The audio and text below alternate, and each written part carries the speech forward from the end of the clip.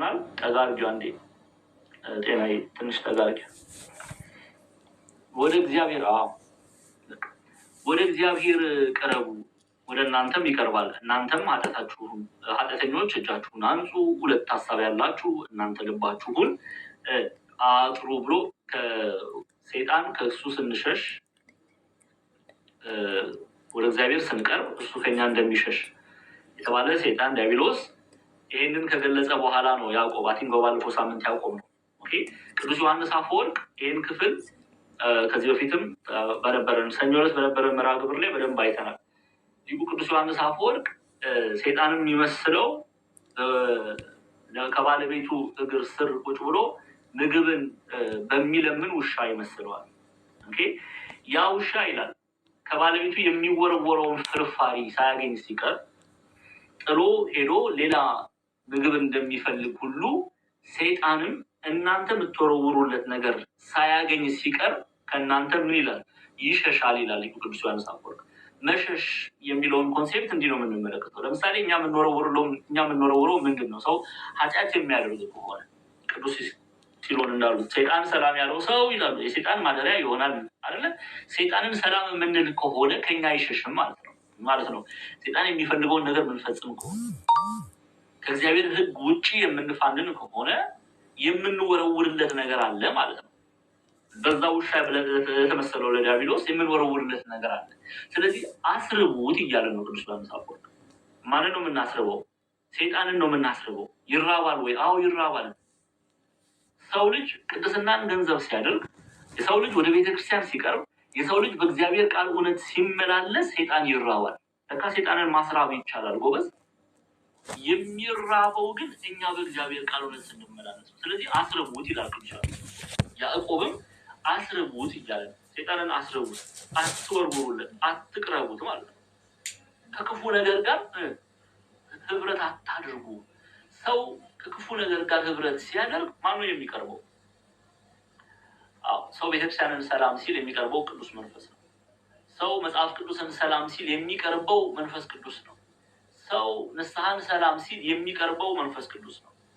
ሰው ስጋው ደሙን የእግዚአብሔር የጌታችን የመድኃኒታችን ኢየሱስ ክርስቶስን ስጋው ደሙን ሲቀበል የሚቀርበው መንፈስ ቅዱስ ነው።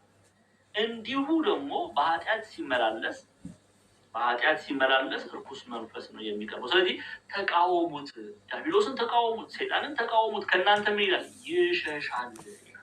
ስለዚህ ይህንን አይተን ነው በባለፈው ያቆምነው እስከ ቁጥር 9 እስከ ቁጥር 7 ፍጻሜ ድረስ ነው ያለን። ዛሬ ከቁጥር 8 ጀምረን እንማራለን ማለት ነው። አንድ ገጸ ንባቡን እናነበውና ከዛ ወደ ትምህርቱ እንሄዳለን።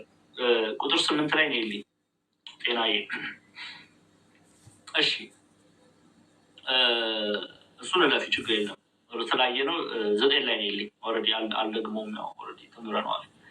ተጨነቁ ከሚለው ሃይላይት አድርገው። እሺ ተጨነቁና እዘኑ አልቅሱም፣ ሳቃችሁም ወደ ደስታችሁ በደምብ ስሙ። ሳቃችሁም ወደ ሐዘን፣ ደስታችሁም ወደ ትካዜ ይለወጥ። ምን ማለት ነው እንዴ? ያዕቆብ ነው የሚናገረው። እዘኑ፣ አልቅሱ፣ ተክዙ፣ ሳቃችሁን ወደ ሐዘን ለውጡ የሚለው ለምንድን ነው እንዲህ ብሎ የሚናገረው የሚለውን እንመለከታለን። ኦኬ አስቀድመን ማወቅና መረዳት ያለብን ቅዱስ ያዕቆብ ተጨነቁና እዘኑ አልቅሱም ሳቃችሁም ወደ ሐዘን ደስታችሁም ወደ ትካዜ ይለወጥ የሚለው ስለምንድን ነው? ሰው ልጅ ወደ እግዚአብሔር ሲቀርብ እውነተኛ ንስሐን ገንዘብ ማድረግ መቻል አለበት። አሁን አንዳንድ ጊዜ እውነተኛ ንስሐ የሚታይበት መልክ አለ፣ የሚገለጥበት መልክ አለ።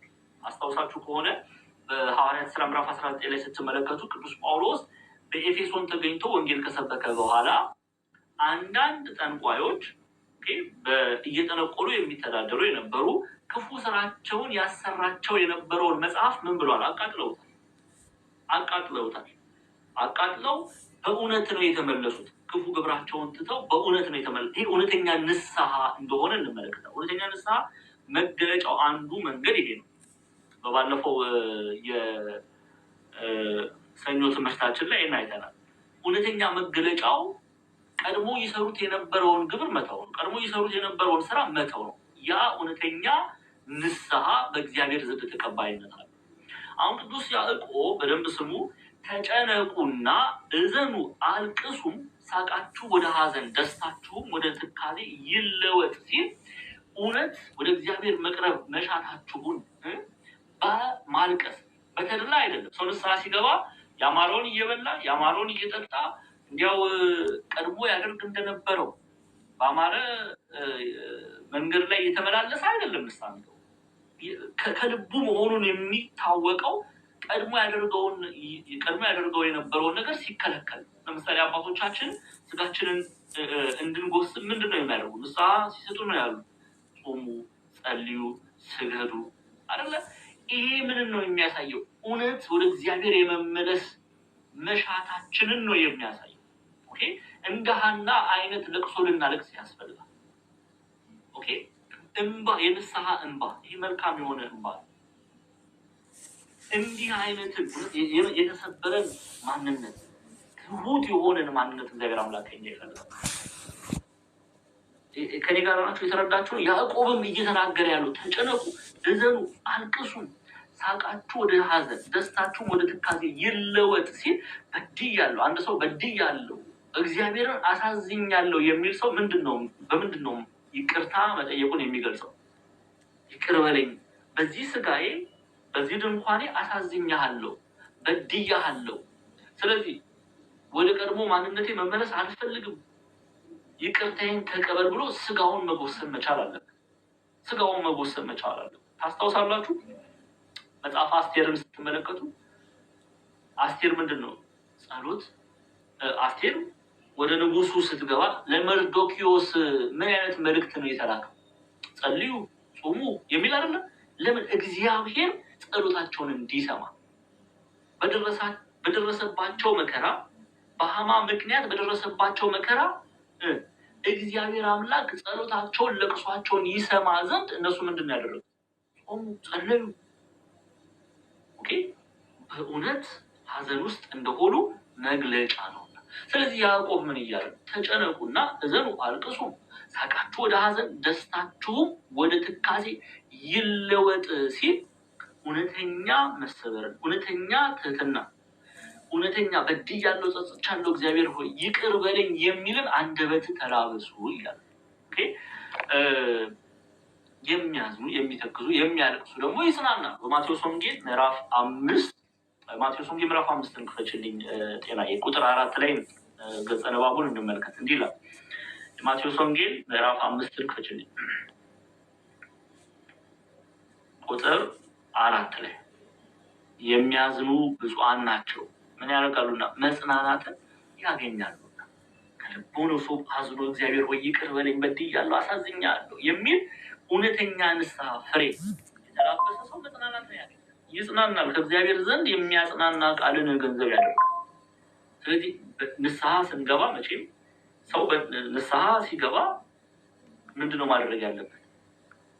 መጾም ነው ያለበት፣ መስገድ ነው ያለበት፣ እግዚአብሔር አምላክን ይቅርታ መጠየቅ ነው ያለበት። ያንን ነው ያዕቆብ እየተናገረ ያለው። ኦኬ፣ ልርሊ ያንን ነው ቅዱስ ያዕቆብ እየተናገረ ያለው። በተድላ ሰው ንስሐ አይገባ። ሰው እየጨፈረ እየጠጣ እየሰከረ ስጋዊ መሻትን እየፈጸመ ንስሐ አይገባ። ለዚህ ነው አባቶቻችን ስርዓት ሰርተው ሰው ንስሐ ሲገባ ስገድ፣ ጸልይ፣ ጾም ብለው የሚመክሩ። እግዚአብሔር አምላክ ያንን ማየት ይፈልጋልና በነገራችን ላይ ቢብሊካል የሆነ እውነት ነው፣ መጽሐፍ ቅዱሳዊ የሆነ እውነት ነው። አንዳንድ ሰዎች ጾሙ፣ ጸልዩ ምናምን ሲል እንዴ ምንድን ነው እንደዚህ አይነት ነገር፣ በቃ እግዚአብሔር ይቅር ብሎኛል ብለው የሚፋንኑ አሉ ማለት አይደለ? ይህ ትክክል አይደለም፣ መጽሐፍ ቅዱሳዊ እውነት አይደለም። በተለይ በቃ ሄደን እግዚአብሔር ወይ ይቅር ብለኸኛል አለቀ፣ ከዛ ደግሞ ወደ ጭፈራ፣ ወደ እውከቱ፣ ይሄ እውነተኛ ንስሐ አይደለም። ክርስቲያኖች፣ እውነተኛ ንስሐ የልብ መሰበር ነው። እውነተኛ ንስሐ ቅዱስ ጳውሎስ በነገራችን ላይ ያዕቆብ የሚናገረውን ይደግመዋል በቆሮንቶስ መልእክቱ ላይ። ቆሮንቶስን የምንማር ከሆነ ዛሬ በሰፊው እናየዋለን። ኦኬ፣ በዚህ በሁለተኛ ቆሮንቶስ ምዕራፍ 7 ላይ አንድ ክፍል ቁጥር 10 ላይ ገጸ ንባቡን አብረን እናነበው ደስ ይለኛል። ሁለተኛ ቆሮንቶስ ምዕራፍ 10 ምዕራፍ 7 ቁጥር 10 ይቅርታ፣ ምዕራፍ 7 ቁጥር 10 እንዲህ ይላል። ምዕራፍ 7 ቁጥር 10 እንዲያዩት ጠጋ አድርጊላቸው በደንብ እንድትረዱ ፈልጋለሁ የያዕቆብን መልእክት ፕሊዝ። እንደ እግዚአብሔር ፈቃድ የሆነ ሐዘን ተመልከቱ። እንደማን ፈቃድ አለ ቅዱስ ጳውሎስ? እንደማን ፈቃድ የሆነ ሐዘን? እንደ እግዚአብሔር ፈቃድ የሆነ ሐዘን ጸጸት የሌለበትን ወደ መዳን የሚያደርሰውን ንስሐ ያደርጋልና። የዓለም ሐዘን ግን ሞትን ያመጣል። እኔ ግን እኔ ሊገባኝ አልቻለም። ለምንድን ነው ሰዎች በተለይ ፕሮቴስታንቱ ጳውሎስና ያዕቆብን ለማጣላት ሲደክሙ እኔ ገርመኛል።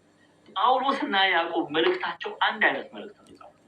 መልእክታቸው ተመልከቱ። ያዕቆብ የተናገረውን ጳውሎስ እንዴት ብሎ እንደሚገልጸው ሐዋርያ ቅዱስ ጳውሎስ ነው የቆሮንቶስ መልእክት ጸሐፊ። ቤተክርስቲያን ቆሮንቶስን የምትሰጠው ለጳውሎስ ነው።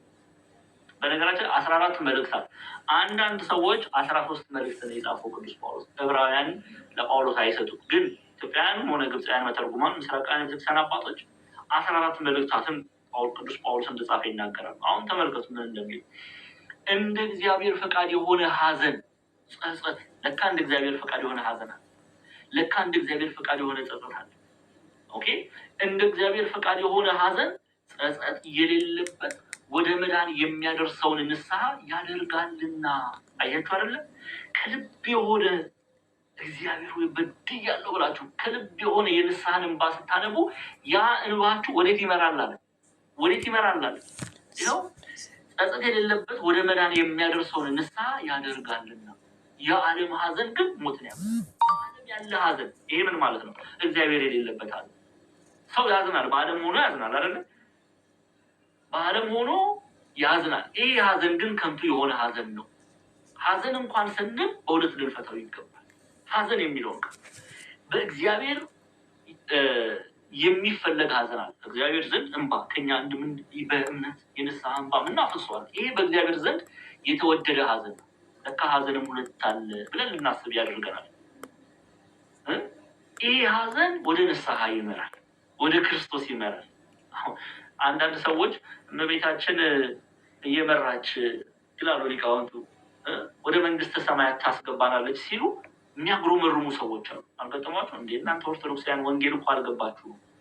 እናንተ ኦርቶዶክሳውያን ወንጌል ገና ምንም እናንተ ገድላትና ተአምራት ላይ እንጂ የወንጌል እውነት አልበራላችሁም ይላል። ኧረ እባካችሁ ቅዱስ ጳውሎስ ሐዘን እንኳን ወደ እግዚአብሔር ይመራል።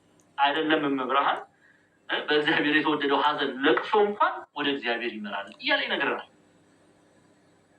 ሐዋርያቱ ወደ እግዚአብሔር ይመሩናል፣ ነቢያቱ ወደ እግዚአብሔር ይመሩናል ስንል እመብርሃን ወደ እግዚአብሔር ትመራናለች ስንል የሚያጉረመርሙ ሰዎች ሐዘን ሳይቀር ይኸው እንደ እግዚአብሔር ፈቃድ የሆነ ሐዘን ጸጸት የሌለበትን ወደ መዳን የሚያደርሰውን ንስሐ ያደርጋል።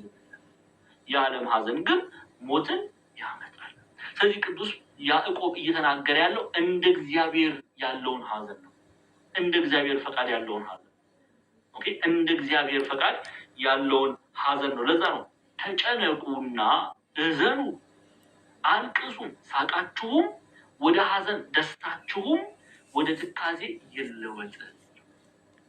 ስለዚህ ንስሐ ሲገባ እውነተኛ ንስሐ አንዱ መልኩ ይሄ ነው። ማዘናችንን እግዚአብሔርን በመበደላችን ማዘን ያስፈልጋል እንጂ ደረታችንን ነፍተን በቃ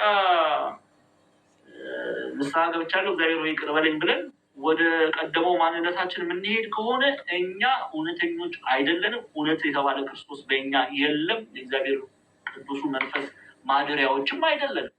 ልናዝን ልንጸጸት ያስፈልጋል። መበደላችንን እንኳን እግዚአብሔርን በድለን የምንወደውን ሰው እንኳን ስንበድል እናዝን የለን? እናዝን የለም? እስቲ መልሱልኝ። እናዝናለን አይደል? የምንወዳት እናታችን ወይም አባታችንን ብንበድል እናዝናለን። እኔ እኮ ምን ነክቶኝ ነው እንዴት ብለን እናዝናለን። የምንወደው በስጋ የወለዱን እናትና አባቶቻችንን እንኳን ስንበድል እናዝናለን።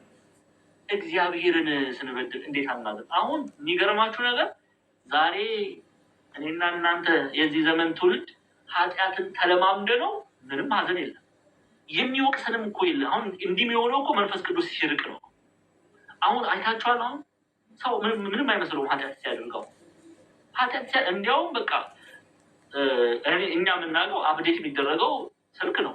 አፕዴት የሚደረገው ኤሌክትሮኒክስ የሆነ ነገር ነው አይደለ? ወይም በእውቀት ነው ራሳቸውን የምታሳድጉት።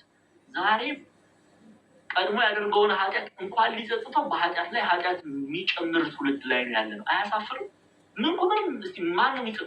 እንዲያው ያዕቆብ እኮ እንዲያው ያዕቆብ አሁን በዚህ ዘመን መልእክት ቢጽፍልን እንዲያው ምንድን ነው የሚለው? ይህን መልእክት ሲጽፍ ለእስራኤላውያን ኦኬ፣ ለእስራኤላውያን ክርስቲያን ለሆኑ አይሁዳውያን ነው እየጻፈ ያለ። በተለያየ የምድር ማዕዘናት የተበተኑ እነሱ ሲበድሉ ሲያጠፉ በምን አይነት መጸጸት ወደ እግዚአብሔር መቅረብ እንዳለባቸው ነው የሚነግራቸው። ዘንድሮ ምን እንዲያው እንኳን ልንጸጸት ክርስቲያኖች እንዲያው በጣም ነው የሚያፍርብን እኮ ያዕቆብ። በጣም ነው ይሄ እኮ በጣም ነው የሚያሳፍረው። አስባችሁታል? አሁን ያዕቆብ በስጋ ቢኖር በመካከላችን ቢኖር ምንድን ነው የሚለው? ትውልዱን ቢመለከት ምንድን ነው የሚለው? አሁን ተመልከቱ፣ ታዘቡ፣ እንታዘቡ። እኔም እናዝናለን።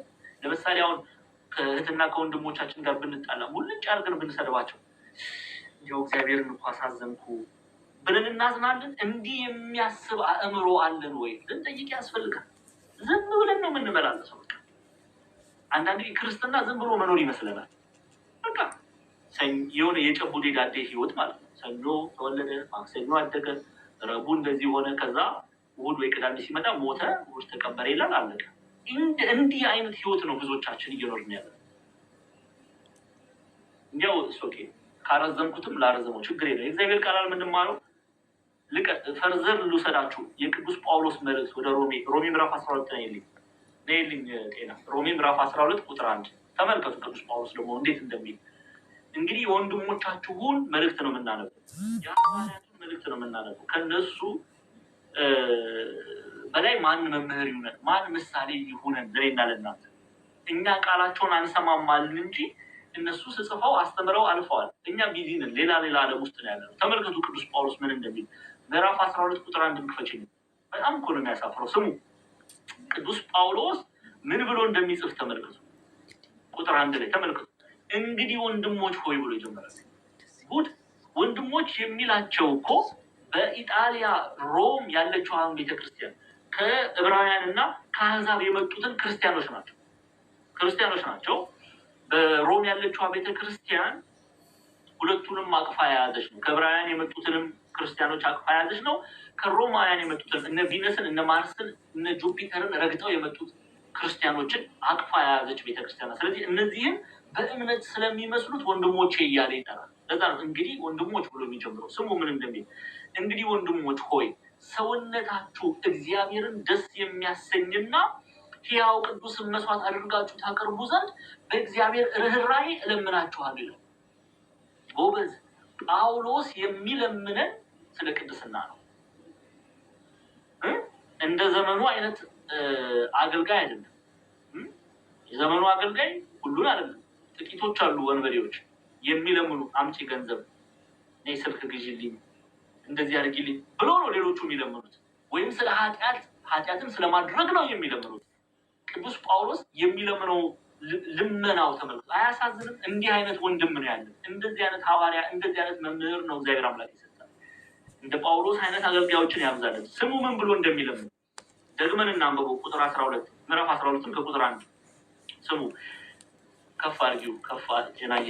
እንግዲህ ወንድሞች ሆይ ሰውነታችሁ እግዚአብሔርን ደስ የሚያሰኝ ሕያው ቅዱስን መስዋዕት አድርጋችሁ ታቀርቡ ዘንድ በእግዚአብሔር ርኅራኄ እለምናችኋለሁ። እንዴ አሁን ሁለት ነገር እነዚህ ክርስቲያኖች ናቸው ብለናል። ባክግራውንድ ኮሜንታሪ አለማጥናት ነው ሞትን የሚያመጣው። በተለይ በዚህ ዘመን ላይ ሰው ባክግራውንድ ኮሜንታሪ አያጠናም። በቃ አንድ ጥቅስ ይዞ በዛ ላይ ድንጋይ ሲወራወር ነው ዘመኑን የሚጨርሰው። አያውቅም፣ ሙሉን መጽሐፍ አይረዳም። ስለማን ነው የተጻፈው? ስለምንድን ነው የተጻፈው? ለምንድን ነው የተጻፈው? ለማን ነው የተጻፈው? እነዚህን ነገሮች ማወቅ እንደ አንድ የመጽሐፍ ቅዱስ ተማሪ ግዴታ ነው። ይሄ የውዴታ ጉዳይ አይደለም። እነዚህ ሰዎች የሚያምኑ ናቸው፣ ክርስቲያኖች ናቸው። ወንድሞቼ እያለ ይጠራቸዋል። ግን አይ በቃ እንዴ ድናችኋል ሴት አልሆን አላላቸውም። እምነት ብቻ አላላቸውም። ፍሬ ማፍራትን እንዳለባቸው፣ እምነትን ከስራ ጋር አስተባብረው መያዝ እንዳለባቸው ጠንቅቆ የሚያውቅ ሐዋርያ ነው፣ ከጌታ የተማረ ነው። ስለዚህ ምን አላቸው? ስሙ ይሄንን ድንኳን፣ ይሄንን ስጋ ድንኳን የሚለው ይሄ መስዋዕት አድርጋችሁ አቅርቡ የሚለው ስጋቸው ነው።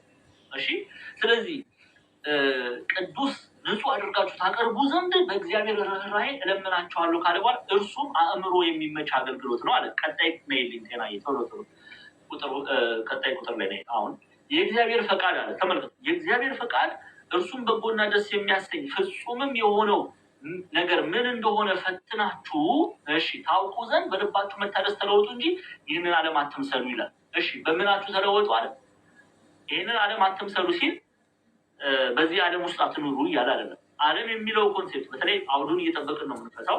አብዛኛው የመጽሐፍ ቅዱስ ክፍል ላይ ግን ዓለም የሚለው በደንብ ስሙ። ዓለም የሚለው የተራራውን፣ ሸለቆውን፣ እንስሳቱን ምናምን አይደለም። ዓለምን አትምሰሉ ሲል ቅዱስ ጳውሎስ በዓለም ውስጥ ያለውን ኃጢአት አትምሰሉ እያለ። ስለዚህ ምን ማድረግ አለባችሁ?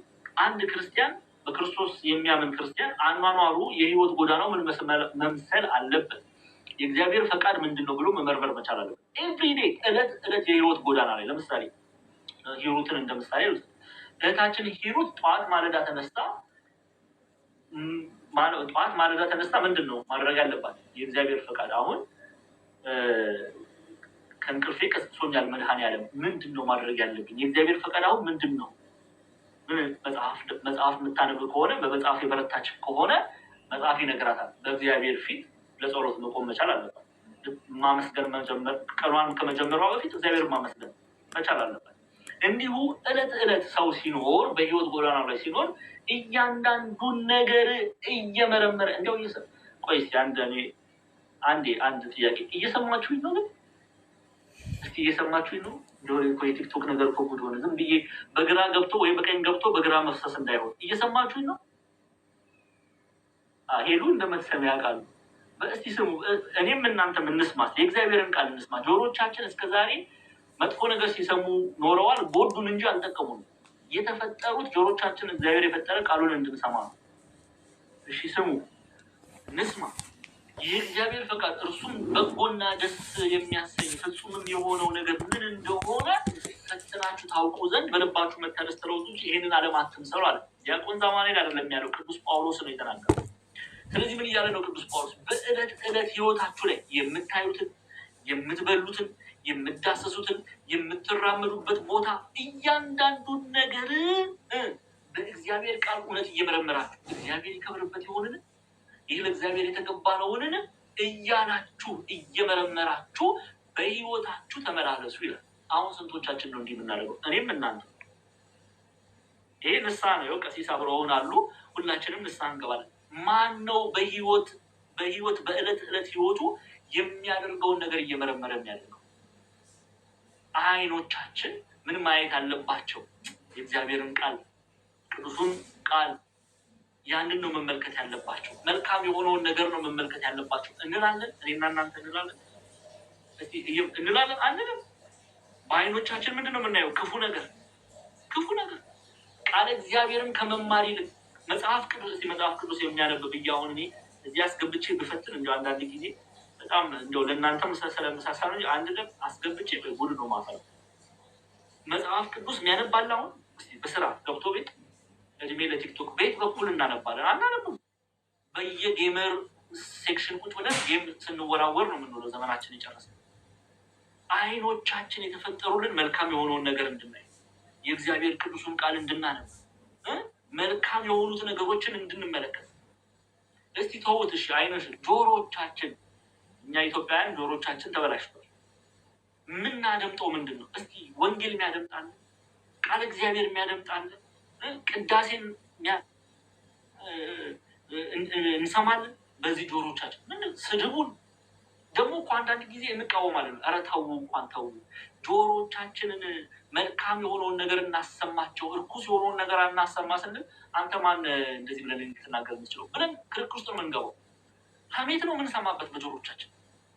ሀሜት ማን ነው? ቃል እግዚአብሔር ቁጭ ብሎ የሚማር ማን ነው? ጆሮቹን በእግዚአብሔር ምስጋና የሞላ ያ ሰው ጥበበኛ ሰው ነው ጎበዞች። አብዛኞቻችን ግን ጆሮአችን የሚሰማ ሀሜት፣ እከሌን እንደዚህ ያለ ዩቱበሮችም እኛ ኢትዮጵያውያን ጆሮቻችንን ስለማንፈልጋቸው ከጥቅም ውጪ ስላደረግናቸው እኛ የምንፈልገው እንደ ዝንብ መመላለስ እንደ ንብ መሆን ስላልሆነ ቆሻሻ ነገር ነው ለኛ የሚያመጡት። ቆሻሻ ነገር እውቀት ነክ ነገር እኮ የለም። አይታቸው ኢትዮጵያውያን ዩቲዩበሮች መልካም የሆነ ነገር እኮ ጥቂት ነው የሚያስተላልፈው። ቆሻሻ ነገር እኮ ነው አንዱ አብዛኛው ምን ወሬ ሀምት በቃ ቡና እየጠጣን እነሱን መስማት። እከሌ ከሌን እንደዚህ ብሎ ተናገረ፣ እከሌ ከሌን አስረገዘ፣ እከሌ ከሌን ሰደባት። እንዲህ ነው የምንፈልገው። በቃ ወንጌል ሲባል የለም። ማህበረ ቅዱሳን ሌሎችም መንፈሳዊ ትምህርቶች ሲተላለፉ የለም። ዘፈን ሲሆንስ ግር እንደ ዝንብ በቃ። ክርስቲያን ግን እንዲመላለስ አልተጠራም። ለዚህ ነው ቅዱስ ጳውሎስ የእግዚአብሔርን ፈቃድ እርሱም በጎና ደስ የሚያሰኝ ፍጹምም የሆነው ነገር ምን እንደሆነ ፈትናችሁ ታውቁ ዘንድ በልባችሁ መታደስ ተለወጡ እንጂ ይህን ዓለም አትምሰሉ ይላል። ኃጢአትን አትምሰሉ። ክርስቲያን መለየት ነው ያለበት። that's the first thing ማድረግ ያለበት። በክርስቶስ ክርስቲያን የተባለ ምንድነው? መለየት። ይችን ቃል ያዙ። ከምንድነው የምንለየው?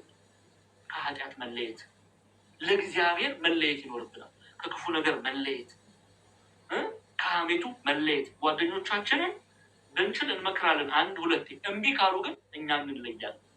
ከእግዚአብሔር የሚበልጥብን የለም። ከቅድስና ጋር ከእግዚአብሔር ቃል እውነት ጋር ነው ህብረት ልናደርግ የሚገባው።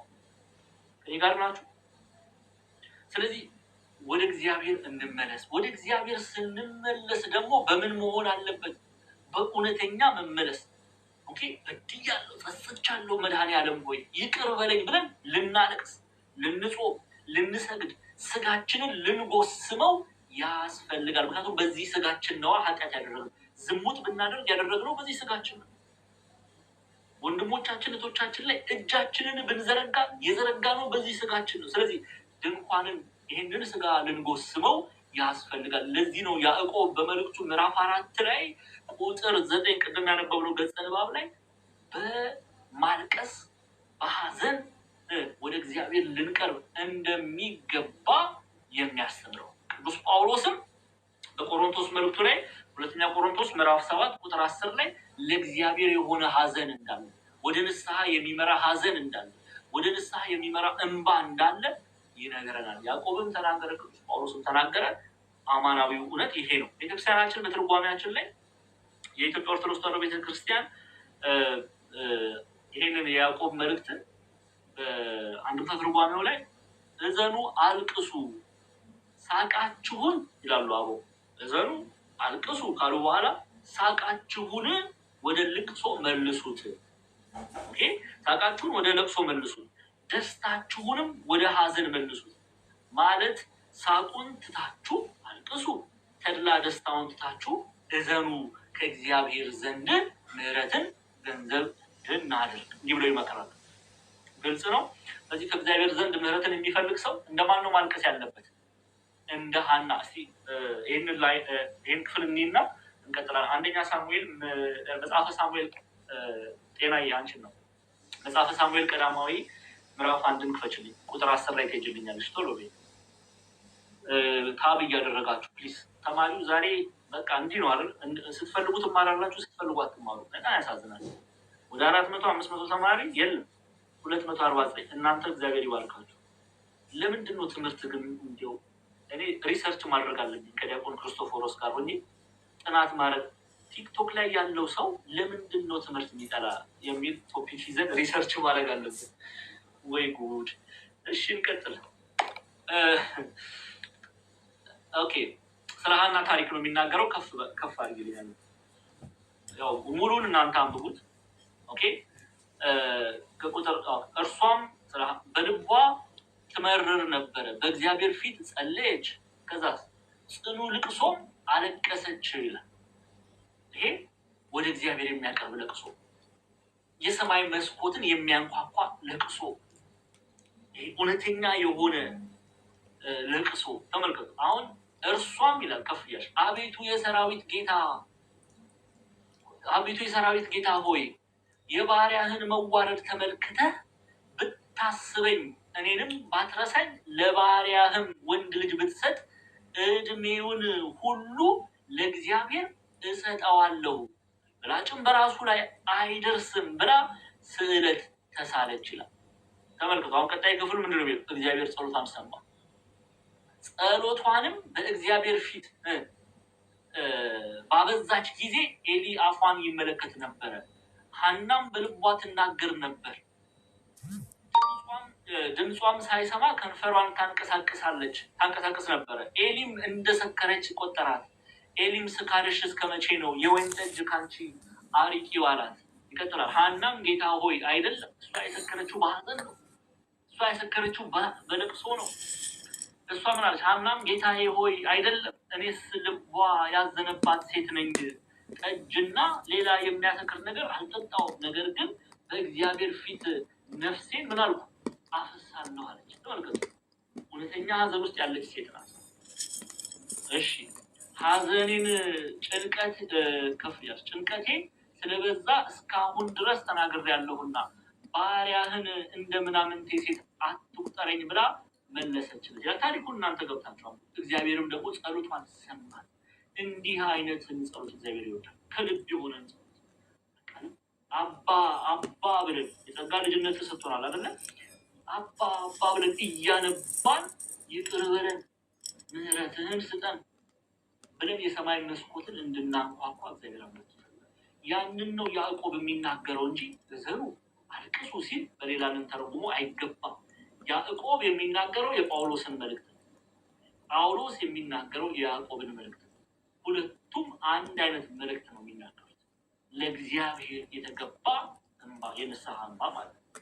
እሺ ቀጣይ ክፍል ላይ ነው የለኝ ቶሎ ቤቴና ምዕራፍ ቁጥር 10 ላይ ማለት ነው። ቁጥር 10 ላይ ይኸው በጌታ ፊት ራሳችሁን አዋርዱ ከፍም ያደርጋችኋል። በማን ፊት? በጌታ ፊት። ያዕቆብ አሁን ምን እያለ ነው? ሰው ንስሐን የሚፈልግ ከሆነ ከእግዚአብሔር ዘንድ የእግዚአብሔርን ጸጋ የሚፈልግ ከሆነ ከእግዚአብሔር ዘንድ የእግዚአብሔርን ምሕረት የሚፈልግ ከሆነ ከእግዚአብሔር ዘንድ የእግዚአብሔርን ሰላም የሚፈልግ ከሆነ በማን ዘንድ ነው ራሱን ማዋረድ ያለበት? መልሱልኝ። በማን ዘንድ ነው ማዋረድ? በእግዚአብሔር ዘንድ ነው ራሳችንን እናዋረድ የሚገባው። ምን ማለት ነው? ማዋረድ የሚለውን ኮንሴፕት በደንብ እናየዋለን። ይህ ቃሉ ምን ማለት ነው? አዋርዱ ሲል ምን እያለ ነው ቅዱስ ያዕቆብ የሚለውን እናያለን።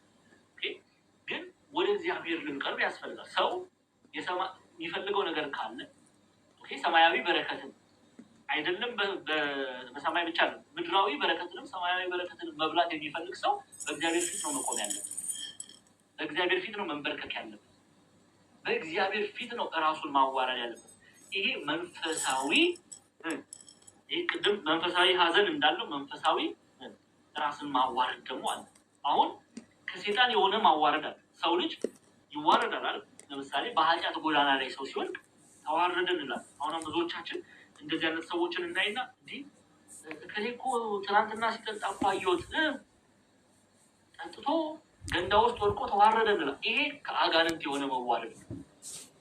አሁን አብዛኞቻችን የተላበስነው መዋረድ እንደዚህ አይነት መዋረድ አብዛኞቻችን መጽሐፍ ግን ምንድን ነው የሚለው? በቅድም ስትገቡ እግዚአብሔር ግን ምንድነው ሐዋርያት ግን ምን ብለው ከእግዚአብሔር ፊት ራሳችሁን አዋርዱ። ምን ማለት ነው? በትህትና ዝቅ በሉ፣ አልቅሱ፣ ምሕረትን ታገኙ ዘንድ አቤቱ መድኃኒቴ ኢየሱስ ክርስቶስ ላይ ይቅር በለን ብላችሁ ጩሁ። እንደ ሐና ሰዎች እነዚህ ሰዎች ሰክረዋልን? ኤሊ እንዳለው ማለት ነው። ካሁን ኤሊ እንዳለው ሰክረዋልን እስኪሏችሁ ድረስ በእግዚአብሔር በአባታችሁ ፊት አልቅሱ፣ አንቡ፣ ራሳችሁን አዋርዱ ሲሉ ይሄ መልካም የሆነው እግዚአብሔር አምላክ የሚወደው ትህትናን የተላበሰው በእግዚአብሔር ዘንድ ራስን ማዋረድ ነው። ይሄ በአጋንንት ዘንድ ደግሞ ሰዎች ራሳቸውን የሚያዋርዱት አለ። ይሄ ብዙዎቻችን የምናውቀው በጣም ብዙዎቻችን የምናውቀው ተክነብንበታለን። አሁን አብዛኛው ክርስቲያኑንም ጨምሬ ነው የምናገረው። ይሄ ድፍረት አይደለም፣ እውነት ስለሆነ አብዛኞቻችን ራሳችንን የምናዋርደው በእግዚአብሔር ፊት ሳይሆን በአጋንንት ፊት ሆናል። ሰው ሲጨነቅ፣ ሰው ሲያዝን ምንድን ነው ማድረግ ያለበት? ወደ ቤተክርስቲያን ነው መቅረብ ያለበት እንጂ በየጭፈራ ቤቱ በየመጠጥ ቤቱ ራሱን ለአጋንንት ማዋረድ አይደለም ያለበት። ክርስቲያን በማንኛውም ነገር ወደ እግዚአብሔር መጥቶ በርከክ ብሎ እግዚአብሔር አምላክን ማረኝ፣ ይቅር በለኝ ብሎ ሊጸልይ ሊያደርግ ይገባል እንጂ በኃጢአት ጎዳና ላይ ራሱን ሊያዋርድ አልተጠራም። በደንብ አድርጋችሁ ስሙ። አሁን በጌታ ፊት ራሳችሁን አዋርዱ ከፍ የሚያደርጋችሁ አላት። ይኸው በእግዚአብሔር ፊት ራሳችሁን ስታዋርዱ፣ እኔና እናንተ በእግዚአብሔር ፊት ራሳችንን ስናዋርድ መጨረሻ አለው። ክርስቲያኖች ስሙ፣ በእግዚአብሔር ፊት መዋረድ፣ ኦኬ፣ ራስን ዝቅ ማድረግ፣ በድያለሁ ብሎ በትህትና ማልቀስ ምን መጨረሻ ውጤት አለው? ፍሬ ያለው ምንድን ነው? ከፍ ያደርጋል። ከፍታ ይኸው በእግዚአብሔር ፊት የሚንበረከክ በዓለም በማንኛውም ተራራ ፊት ቀጥ ብሎ የሚቆም ነው ይላሉ አባቶቻችን። በእግዚአብሔር ፊት የሚንበረከክ እግር ያለው ሰው በማንኛውም የዓለም ነገስታት ፊት ቀጥ ብሎ መቆም ይችላል። በማንኛውም የህይወት ተግዳሮት ውስጥ ቀጥ ብሎ መቆም የሚችል ነው። ኦኬ፣ ችግሩ እኛ በእግዚአብሔር ፊት ራሳችን አናዋርድ፣ በንስሐ ይቅር በለን ብለን አናልቅ። በእግዚአብሔር ፊት ያዋረዱ ግን ምን አላቸው? ራሳቸውን ያዋረዱ ትሑታን ሆነው በድያለሁ ይቅር በለኝ ያሉ እነርሱ ምን ያገኛሉ እያለ ነው ያዕቆብ። ከፍታን ያገኛሉ፣ ከፍ ይላሉ። ይሄ ከፍታ ምንድን ነው? አሁን ልንጠይቅ ያስፈልጋል። የመጽሐፍ ቅዱስ ጥናት ነው የምንማረው። እቺ ከፍታ የተባለች ምንድን ነው? ምንድን ነው ይሄ ከፍታ? ይህን ልናውቅ ያስፈልጋል። ይህንን ከፍታ ደግሞ የሚገርመው ነገር ያዕቆብ ጳውሎስ ያዕቆብ እያደረግን ነው የተማርን ያለ ነው። እግዚአብሔር አምላክ የተመሰገነ ይሁን። ቅዱስ ጳውሎስ እቺ ከፍታ ምን እንደሆነች ይነግረናል። ኦኬ፣ ስለዚህ እችን ከፍታ እንያዝ አይደለ? በደንብ ስሙ። ሮሜ ምዕራፍ 6 ትከፍችልኛለች ከቁጥር 18 ትጀምራለች። ሮሜ ምዕራፍ 6 ስሙ። እቺ ከፍታ ምን እንደሆነች ስሙ። ከፍታዋ ምንድናት? ከፍታ የተባለች ምንድናት? ያዕቆብ ተማሪዎች ወደ ሮሜ እንሂድ። ሮሜ ምዕራፍ 6 ቁጥር 18 ይኸው 18 ላይ ነው። እሺ፣ ነገር ግን አለ ቅዱስ ጳውሎስ ነው የሚጽፈው።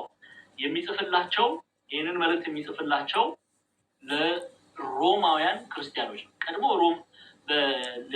በግሪኮ ሞቶሎጂ ለነ ጁፒተር ይሰግዱ የነበሩ፣ ለነ ቪነስ ይሰግዱ የነበሩ፣ ለነ ማርስ ይሰግዱ የነበሩ ብዙ አማልክት ላላቸው ቀድሞ ማለት ነው ክርስቲያን ሳይሆኑ በፊት ያመልኳቸው የነበሩ ጣዖታት ለነበሯቸው ለሮማውያን ነው ቅዱስ ጳውሎስ የሚጽፈው። ባክግራውንድ ኮሜንተሪውን ስናጠና ይሄ ለሮማውያን የተጻፈ መልእክት ነው። ስሙ፣ በደንብ አድርጋችሁ ስሙ። አሁን ምን እንደሚላቸው ስሙ ቅዱስ ጳውሎስ።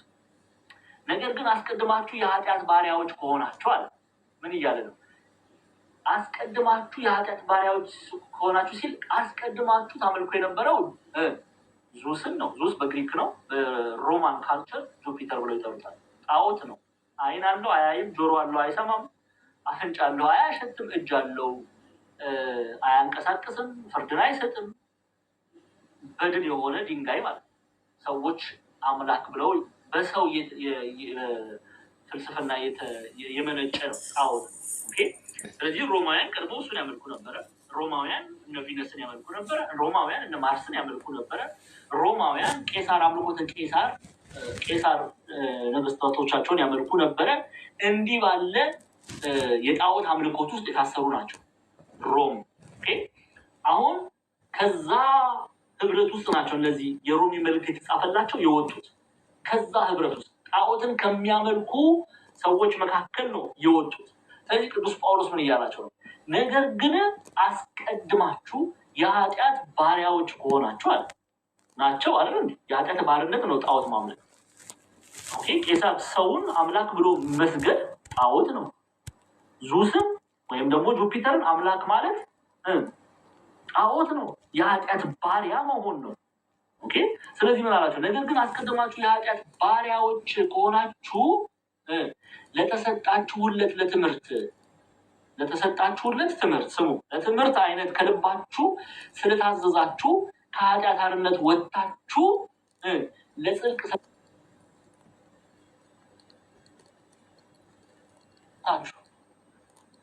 የቅዱሳኑን ትምህርት ሰምታችሁ ለጣዖት ትሰግዱ ነበረ። ለኃጢአት ባሪያዎች ነበራችሁ በቀድሞ ህይወታችሁ። አሁን ግን በወንጌል አምናችኋል፣ እግዚአብሔር ይመስገን። አሁን ግን በኢየሱስ ክርስቶስ አምናችኋል፣ እግዚአብሔር ይመስገን። አሁን ግን በቅዱስ ወንጌል አምናችኋል፣ እግዚአብሔር ይመስገን። ከኃጢአት አርነት ወጥታችኋል። አሁን የምትሰግዱት ለማን ነው አለ? ለክርስቶስ። ጉልበት ሁሉ አሁን አሁን የሚሰግዱ ለማን ነው? ለክርስቶስ። የአምልኮት ስግደትን የሚያቀርቡት ለክርስቶስ ነው፣ ለዙስ አይሰግዱ። አሁን ማን ነው የሚያመልኩት? ዙስን አያመልኩም፣ ክርስቶስን ነው የሚያመልኩት። ስለዚህ ከኃጢአት አርነት ወጣችሁ ለጽድቅ ስለተገዛችሁ ለእግዚአብሔር ምስጋና ይሁን ብሎ ብቻ አላበቃም። ስሙ፣ አሁን ያችን ከፍታ ሊነግረን ነው። ቅዱስ ያዕቆብ የተመለከታት ከፍታ፣ ሐዋርያው ቅዱስ ጳውሎስ የሰበካት ከፍታ እቹት እዚህ እናገኛታለን። ስሙ፣ ስለ ሥጋችሁም ድካም እንደ ሰው ልማድ እላለሁ፣ ብልቶቻችሁ አመፅ ሊያደርጉ ለርኩስነት ለአመፅ ባሪያዎች አድርጋችሁ እንዳቀረባችሁ እንደዚሁ ከፍ እያልሽ ብልቶቻችሁን ከፍ እያልሽ ሊቀደሱ ለጽድቅ ባሪያዎች አድርጋችሁ አሁን አቅርቡ። ቀድሞ የሰውነታቸው አካላችሁን ለሌላ ታስገዙ ነበር፣ ብልቶቻችሁን ለጣዖት ታስገዙ ነበር። አሁን ግን አካሎቻችሁን የሰውነት አካሎች አይን፣ አፍንጫ፣ እጅ፣ እግር ሁሉ ነገራችሁን ለማን አስገዛ? ለእግዚአብሔር አስገዝታችኋል። ለእግዚአብሔር አስገዙ ከሱ ዘንድ መቀደስ አለና እያለ ይናገርና የኃጢአት ባሪያዎች ሳላችኋል። ከዚህ የኃጢአት ባሪያዎች ሳላችሁ ከጽድቅ ነፃ ነበራችኋል።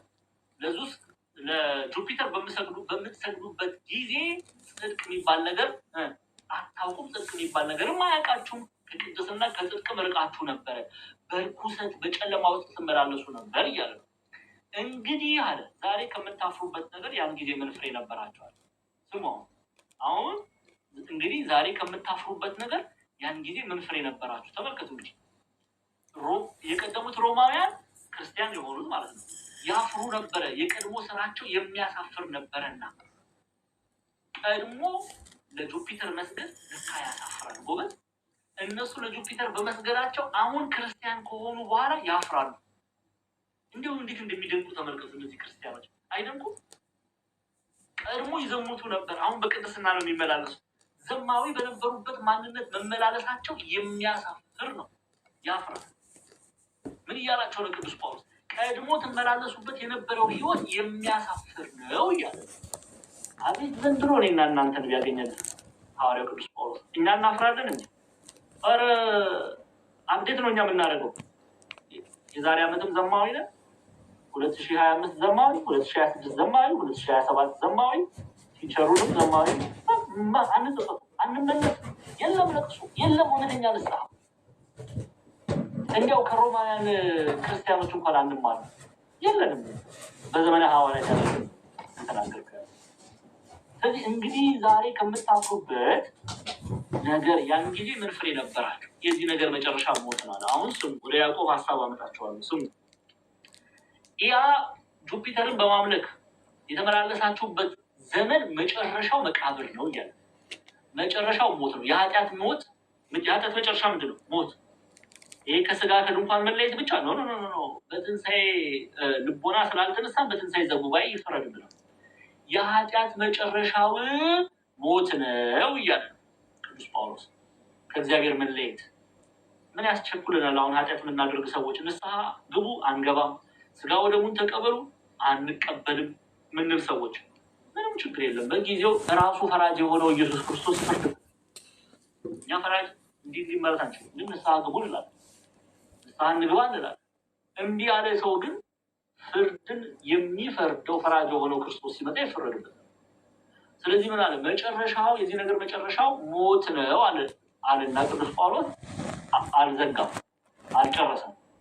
ሞት ነውና ካለ በኋላ ስሙ፣ አሁን ግን አለ አሁን ክርስቲያን ናቸው ብለናል አይደለ? አሁን ክርስቲያን ናቸው። ስሙ፣ አሁን ክርስቲያን ስለሆኑ ምን እንደሚላቸው በዚህ ቃል ሲያጽናናቸው ተመልክቱ።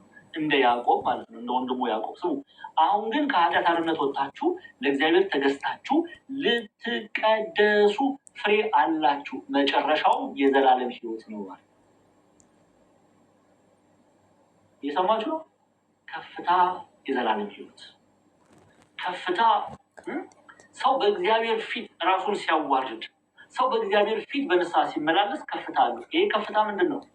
እግዚአብሔር ይላሉ አበው ኢትዮጵያ ሊቃውንት ለሚወዳቸው የገባውን የተስፋ ቃል ኑ የአባቴ ብሩካን ዓለም ከተፈጠረ ጊዜ ጀምሮ የተዘጋጀላችሁን የእግዚአብሔር መንግስት ውረሱ የሚለውን የተስፋ ቃል ይላበሳሉ ማለት ነው። ታዲያ ያዕቆብ ራሳችሁን በእግዚአብሔር ዘንድ አዋርዱ እርሱ ከፍ ያደርጋችኋል ሲል ይህንን ነው ማለት ነው። ከኔ ጋር ናችሁ? ለሰይጣን ግን ራሱን የሚያዋርድ በየጭፈራ ቤቱ ራሱን የሚያዋርድ በየመጠጥ ቤቱ ራሱን የሚያዋርድ በየዝሙት አልጋ ላይ ራሱን የሚያዋርድ በዘረኝነት በሽታ ራሱን የሚያዋርድ በኃጢአት በሽታ ራሱን የሚያዋርድ ያም መጨረሻ አለው። መጨረሻው ምንድን ነው አለ ቅዱስ ጳውሎስ። እኔ በነግራችሁ አትቀበሉም። እሺ ጳውሎስ ቢናገር ከሰማን ማለት ነው። ምንድን ነው ያለው ጳውሎስ? መጨረሻው የዛ መጨረሻ ደግሞ ሞት፣ ገሃነመ እሳት፣ ከእግዚአብሔር መለየት። ምርጫው ቀርቦልናል። ወደን ፈቅደን ወደ ወደድነው እንድንሄድ ነው እግዚአብሔር አምላክ የሚፈልገው። ሐዋርያት ጫማቸውን እያራገፉ ነበር ይወጡ የነበረው። አይታችኋል። ሐዋርያት ስራን ባጠናንበት 1 ዓመት ሙሉ ስንማር እንዴት ባለ ወንጌልን ይሰብኩ እንደነበረ፣ እንዴት ባለ አረማመድ ይረማመዱ እንደነበረ አይታችኋል። ስለዚህ ከፍታ የተማረች ይችላል።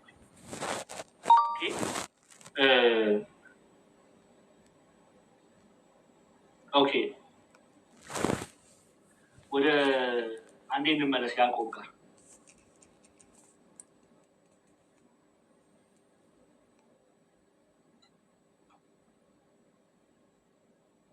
አንዴ ዋው እዛው ክፍል ላይ በጌታ ፊት ራሳችሁን አዋርዱ ከፍ ከፍም ያደርጋቸዋል። ይህንን ኢትዮጵያውያን በተርጉማን ሆነም ግብፃውያን የቤተክርስቲያን አባቶች በአንድነት አንድ አይነት የሆነ ሀሳብ ነው የሚያቀርቡት።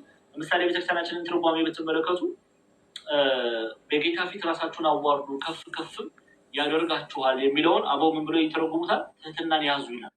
በጌታ ፊት ራሳችሁን አዋርዱ ማለት ትሁታን ሁኑ ማለት ነው። ትሁታን ሁኑ፣ ትህትናን ያዙ ይሉና እግዚአብሔር ልዕልና ነፍስን ሰጥቶ ያከብራችኋል ይላል። ከፍታን ይሰጣችኋል፣ ከፍ ያደርጋችኋል። ሰው በእግዚአብሔር ፊት ትሁት ሲሆን በማንኛውም ሰው ፊት ከፍታን ያገኛል። ሰው በእግዚአብሔር ፊት ትሁት ሲሆን የእግዚአብሔር መንግስት ለእርሱ ትቀርባለች እያሉ ይተረጉሙ። ስለዚህ ትሁታን እንሁን አይሻልም? በማን ፊት ራሳችንን እናዋርድ? ያዕቆብ ተማሪዎች በማን ፊት ራሳችንን እናዋርድ? በእግዚአብሔር ፊት ራሳችንን እናዋርድ። ኦኬ፣ በእግዚአብሔር ፊት ራሳችንን እናዋርድ። ይህ በእግዚአብሔር የተወደደው ነው። ከፍታን የሚወልድ መዋረድ ነው። ራስን ማዋረድ እግዚአብሔር ከፍ ያደርጋል። በእግዚአብሔር ፊት ሲሆን፣ በኃጢአት ፊት በዲያብሎስ ፊት ደግሞ ራስን የምናዋርድ ከሆነ ያ ፍሬው መጨረሻ ሞት ነው ማለት ነው። እሺ አንዴ መዝሙረ ዳዊት 147 ክፍል ቁጥር 6 መዝሙረ ዳዊት 147 ቁጥር 6 እየጻፋችሁ ግን እሺ፣ እንደው የምትከታተሉ ሰዎች እየጻፋችሁ መዝሙረ ዳዊት 147 ቁጥር 6 147 ቁጥር 6 መዝሙረ ዳዊት ካልሆነን ያነብልሻለሁ እኔ ከዚያ ነበር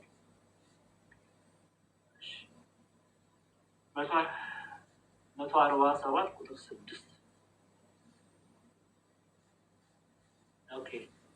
ያው እግዚአብሔር ይላል የዋሃንን ምን ይላል? ትሑታንን የዋሃንን ያነሳል፣ ኃጢአተኞችን ግን እስከ ምድር ድረስ ያዋርዳል። ትዕቢተኞችን እግዚአብሔር አምላክ እንዲያው ምንድን ነው መብርሃን ምንድን ነው ያለች እናታችን ቅድስት ድንግል ማርያም በሉቃስ ወንጌል ላይ ምዕራፍ 1 ትዕቢተኞችን በምናቸው ሀሳብ ነው ያለችው? በልባቸው ሀሳብ በትኗቸዋል ትላለች። የልባቸው ሀሳብ ከንቱ ስለሆነ ትዕቢተኞችን እግዚአብሔር አምላክ ይበትናል። ፈርዖንን አይታችኋል አይደል? ሰጥሞን ፈርዖን ጭፍሮቹ ተበትነዋል። ሰራዊቱ በኤርትራ ባህር ሰጥሟል። ፈርዖን ዛሬ ላይ የለም፣ ሞቷል። ግብፅ አንዳንድ ስኮላር የመጽሐፍ ቅዱስ ተማሪዎችም የሂስቶሪያን በግብፅ ሚውዚየም ውስጥ አለ አድርቀው ሬሳውን አድርቀው አሞን ሄቴፕ ሰከንድ የተባለው እሱ በሙሴና በአሮን ፊት የተናገረው ፌሮ ዛሬ ላይ ሙዚየም ውስጥ ቀርቧል። ደርቆ ማለት ነው። በቃ እንደዛ ወለ ሂስቶሪያን እየሄዱ ይጎበኛሉ። አለቀ። በእግዚአብሔር ፊት ግን ራሳቸውን ያዋረዱ ነቢያቱ ሐዋርያቱ ሲከብሩ ነው የምንመለከተው። ለዛ ነው እግዚአብሔር የዋህንን ያነሳል፣ ኃጢአተኞችን ግን እስከ ምድር ድረስ ምን ይላል? ያዋርዳል። እግዚአብሔር ማዋረድን ያውቅበታል። ያዋርዳል፣ ይቀጣል። አይ እንዲያው ዲያቆን ይሄ እኮ በዘመነ ብሉይ ነው ለዛውም በመዝሙር መጽሐፍ አይ እግዚአብሔር እኮ እንደዚህ አይደለም የሚል ሰው አለ ብዬ አላምንም። በዘመነ ሐዲስ እግዚአብሔር እንዲህ አያደርግም የሚል ካለ ምን ችግር አለው? እኛ ኦርቶዶክሳውያን ጥቅስ ደግሞ ምን ችግር አለው? ፊልጵስዩስን እናያለን ማለት ነው። አንዴ ወደ ፊልጵስዩስ እንሂድ። ፊልጵስዩስን ክፈችልኝ ምዕራፍ 3 የፊልጵስዩስ በዛሬ ላይ ሰሜናዊ ግሪክ ናት። በዘመነ ሐዋርያትም መቄዶንያ አውራጃ የምትገኝ ከተማ ናት። በአሌክዛንደር ዘ ግሬት እስክንድር አባት ስም የተሰየመች ናት። ፊሊፕ በሰከንድ ይሉታል። ፊልጶስ ተብላ ትሰየማለች ከተማ። ስሙ ምዕራፍ 3 ክፈችልኝ። ፊልጵስዩስን ቆይ ፊልጵስዩስን እሺ ክፈቹ ችግር የለም። ቆላሲስንም ፊልጵስዩስንም መጀመሪያ ቆላሲስን ክፈችልኝ። ቆላሲስ ምዕራፍ 3 ከቁጥር 1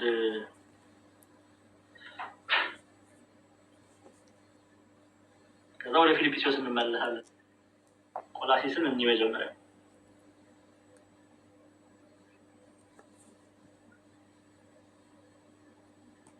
ከዛ ፊልጵስዩስ ምዕራፍ 3 ቁጥር 12 ትከፍችልኛለሽ። እሺ ይኸው ቆላሲስ ምዕራፍ 3 ቁጥር 1 ጀምሮ ማለት ነው። ከዛ ፊልጵስዩስ ምዕራፍ 3 ቁጥር 12 ጀምሮ እናያለን። እንግዲህ ከክርስቶስ ጋር ከተነሳችሁ ክርስቶስን በእግዚአብሔር ቀኝ ተቀምጦ ባለበት በላይ ያለውን እሹ ይላል። በላይ ያለውን ሲል ሰማያዊውን ህይወት ከእግዚአብሔር የሆነውን ህይወት ወይም እግዚአብሔር አምላክ የሚወደውን ህይወት እሹ እያለ ነው። በላይ ያለውን እሹ ሲል ቅዱስ ጳውሎስ የቅዱስ ጳውሎስ መልእክት ነው። እንዲያው ማርስ ሄዳችሁ መኖርን እሹ እያለ አይደለም። ጁፒተር ሄዳችሁ መኖርን እሹ እያለ አይደለም። አንዳንድ ሰው እንደዛ ቢተረጉም አለ እኮ ጉድ ነው። ወይም ደግሞ ፀሐይ ላይ ብረሩ፣ ሰማይ ላይ ብረሩ እያለ አይደለም። በላይ ያለውን እሹ ሲል የእግዚአብሔርን መሻት ፈጽሙ እያለ ነው። የመንፈስ ቅዱስን መሻት ፈጽሙ እያለ ነው። ሰማይና ምድርን የፈጠረ የእግዚአብሔርን መሻት ፈጽሙ እያለ ነው።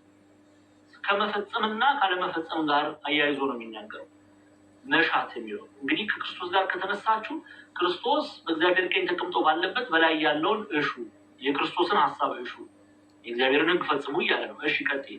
በላይ ያለውን አስቡ እንጂ አለ በምድር ያለውን አይደለም ካለ በኋላ ሞታችኋል፣ ህይወታችሁ በእግዚአብሔር ከክርስቶስ ጋር ተሰውሯል። ህይወታችሁ የሆነ ክርስቶስ በሚገለጥበት ጊዜ በዚያን ጊዜ እናንተ ደግሞ ከእርሱ ጋር በክብር ትገለጣላችሁ።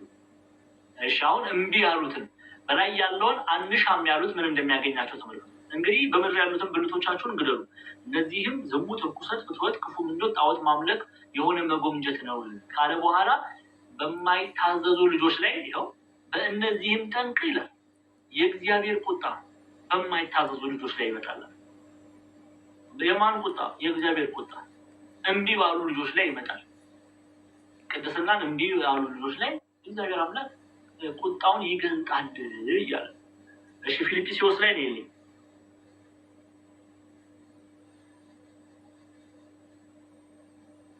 እሺ ቁጥር 11 ጀምረን ምዕራፍ 3 ቁጥር 11 ጀምራችሁ ተመልከቱ ምን እንደሚል ቅዱስ ጳውሎስ።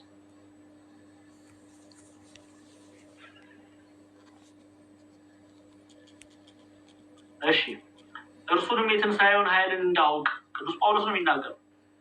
በእስር ላይ ሆኖ እንደጻፈው ይነገራል። እርሱንም የትንሣኤውን ኃይል እንዳውቅ በመከራው እንድካፈል ወደ ሙታን ትንሣኤ ልደርስ ቢሆንልኝ በሞቱ እንድመስለው እመኛለሁ። ኦኬ ወደ ቀጣይ ክፍል እንሂድ። አሁን ግን እንዳገኘው ወይም አሁን ፍጹም እንደሆንኩ አይደለም፣ ነገር ግን ስለ እርሱ በክርስቶስ ኢየሱስ የተያዝኩበትን ያን ደግሞ ይይዛለሁ ብዬ እፈጥናለሁ። በምን አይነት በፍጹምነት ህይወት መመላለስ እንዳለብን ነው ቅዱስ ጳውሎስ የሚነግረን። እሺ ቀጥይ።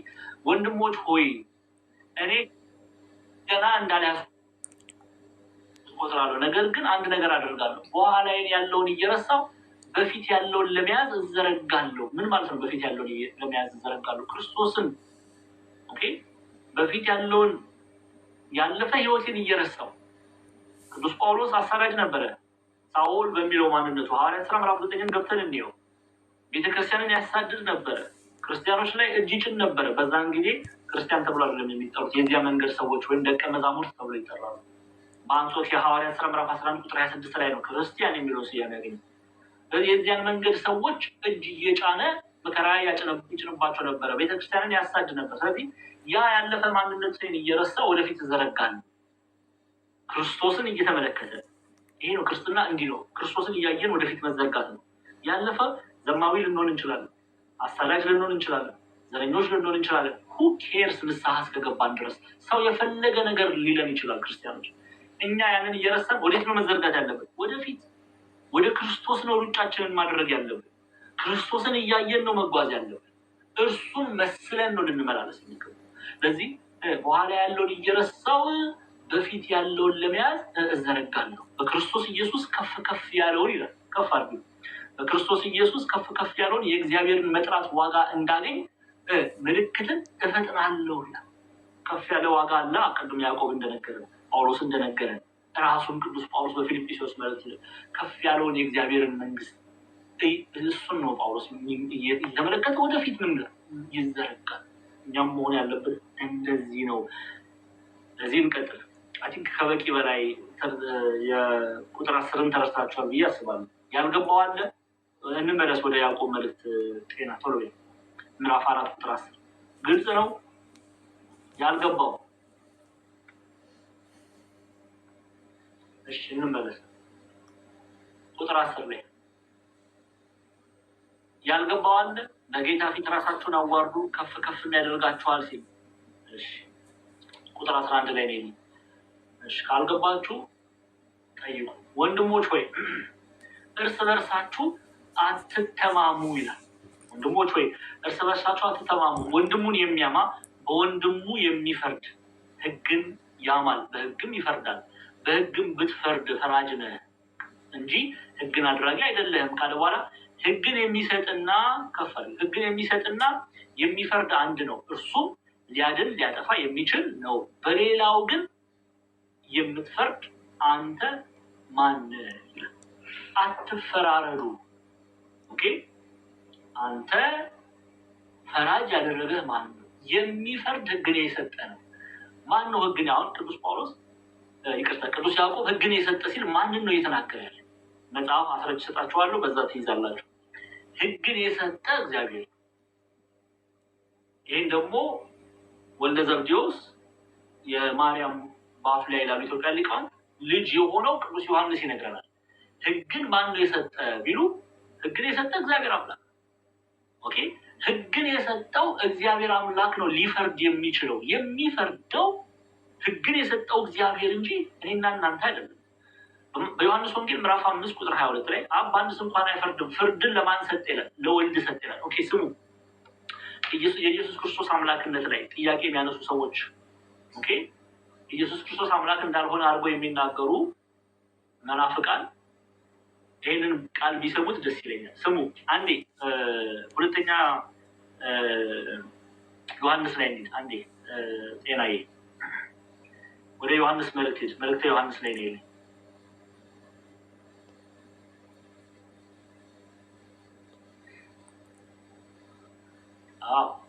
ሁለተኛ ዮሐንስ ምዕራፍ 1 ቁጥር 4 3 እና 4 አንድ ላይ አድርገን እናነባዋለን። 3 እና 4 ከእግዚአብሔር አብና ከአብ ልጅ ከኢየሱስ ክርስቶስ ጸጋና ምሕረት ሰላምም በእውነት በፍቅር ከኛ ጋር ይሆናሉ ካለ በኋላ እችን ክፍል በደንብ ከዚህ በፊት ምን ማለት እንደሆነ አብራርቻለሁ። ይኸው እዚህ ጋር ትእዛዝ ከአብ እንደተቀበልን ከልጆችሽ በእውነት የሚሄዱ አንዳንዶች ስላገኘኋቸው እጅግ ደስ ብሎኛል። ትእዛዝን ከማን የተቀበልነው አለ? ከአብ ከእግዚአብሔር ዘንድ። ትእዛዝን የተቀበልነው ከማን ዘንድ ነው? ከእግዚአብሔር ዘንድ ነው ይለናል ያ ቅዱስ ዮሐንስ። ስለዚህ ቅዱስ ያዕቆብ ትእዛዝን የሰጠ ነው ሊፈርድብን የሚችለው ከመኖር ወደ አለመኖር። ኦኬ ከመኖር ወደ አለመኖር ቅጣትን ሊያወርድ የሚችል ሊፈርድብን የሚችል እግዚአብሔር አምላክ ነው። ትእዛዝን ከአብ እንደተቀበልን ከልጆችሽ በእውነት የሚሄዱ አንዳንዶችን ስላገኘኋቸው እጅግ ደስ ብሎኛል። ምን እያለ? ፍርድን የሚሰጥ እግዚአብሔር አምላክ ነው እያለ ነው። በዮሐንስ ወንጌል ኢየሱስ ክርስቶስ እግዚአብሔር አምላክ ነው። ፍርድን ደግሞ የሚሰጥ መጽሐፍ ደግሞ ይላል በዮሐንስ ወንጌል ምዕራፍ 5 ቁጥር 22 ላይ ነው ኢየሱስ ክርስቶስ እግዚአብሔር አምላክ ነው። በዮሐንስ ወንጌል ምዕራፍ 5 ቁጥር 22 ላይ በሰው ዘንድ ሰዎች ላይ በትንሣኤ ዘጉባኤ ነው የምናወራው። በትንሣኤ ዘጉባኤ ነው የምናወራው። ሊፈርድ የሚችለው ማን ነው ይላል? ይኸው ሰዎች ሁሉ አብን እንዲያከብሩ ወልድን ያከብሩት ዘንድ አለ። በስልጣን የተካከለ አብ ወልድ መንፈስ ቅዱስ። ኦኬ። ስለዚህ ሰዎች ሁሉ አብን እንዲያከብሩት ወልድን ያከብሩት ዘንድ በስልጣን መተካከሉን ወልደ እግዚአብሔር ሲነግረን ነው። ራሱ እግዚአብሔር መሆኑን ሲነግረን ነው። ምን ይላል?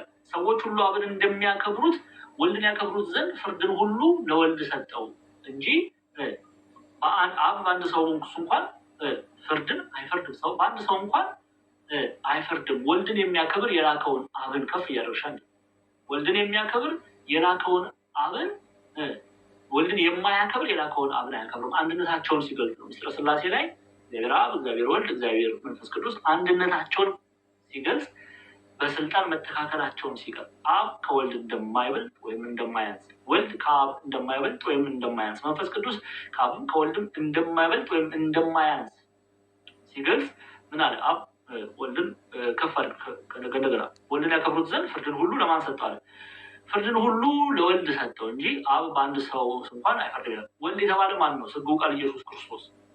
ኢየሱስ ክርስቶስ እርሱ ፈራጅነቱን ነው የሚናገረው። ስለዚህ እግዚአብሔር የሰጠውን ቃል እግዚአብሔር የሰጠውን ሕግ ስርዓት የሚፈርደው ሰጪው ነው። እግዚአብሔር ነው የሚፈርደው። ስለዚህ እግዚአብሔር አምላክ ነው ሊፈርድብን የሚችለው ይላል ያዕቆብ። ወደ ያዕቆብ መልእክት እንመለስ። አንዴ ወደ ያዕቆብ መልእክት እንመለስ። ያዕቆብ ምዕራፍ 4 ላይ ነው ያለው። በደንብ አድርጋችሁ ስሙ። ሕግን የሰጠ ማን ነው? እግዚአብሔር አምላክ። እግዚአብሔር አምላክ። ስለዚህ ወንድሞች ሆይ እርስ በርሳችሁ አትተማሙ። ወንድሙን የሚያማ በወንድሙ የሚፈርድ ሕግን ያማል በሕግም ይፈርዳል። ምን እያለ ነው? ሕግን ያማል በሕግም ይፈርዳል። ፈራጅ የሆነው ኢየሱስ ክርስቶስ ሆኖ ሳለ፣ ሕግን የሰጠው እርሱ ሆኖ ሳለ፣ መፍረድ የእርሱ ስራ ሆኖ ሳለ በእርሱ ስራ ገብተህ አንተ የምትፈርድ ማነህ? ሕግ ሰጪ እግዚአብሔር አለ። ሕግ ሰጪው እግዚአብሔር አምላክ እርሱም ይላል እርሱ ይፈርዳል። አንተ ግን በሌላው ላይ አትፍረድ። ምን ማለት ነው? አትፍረዱ ሲባል ሰው ፍርድ የሚለውን ቃል እንዴት እንደሚተረጉመው በጣም ነው የሚገርመው።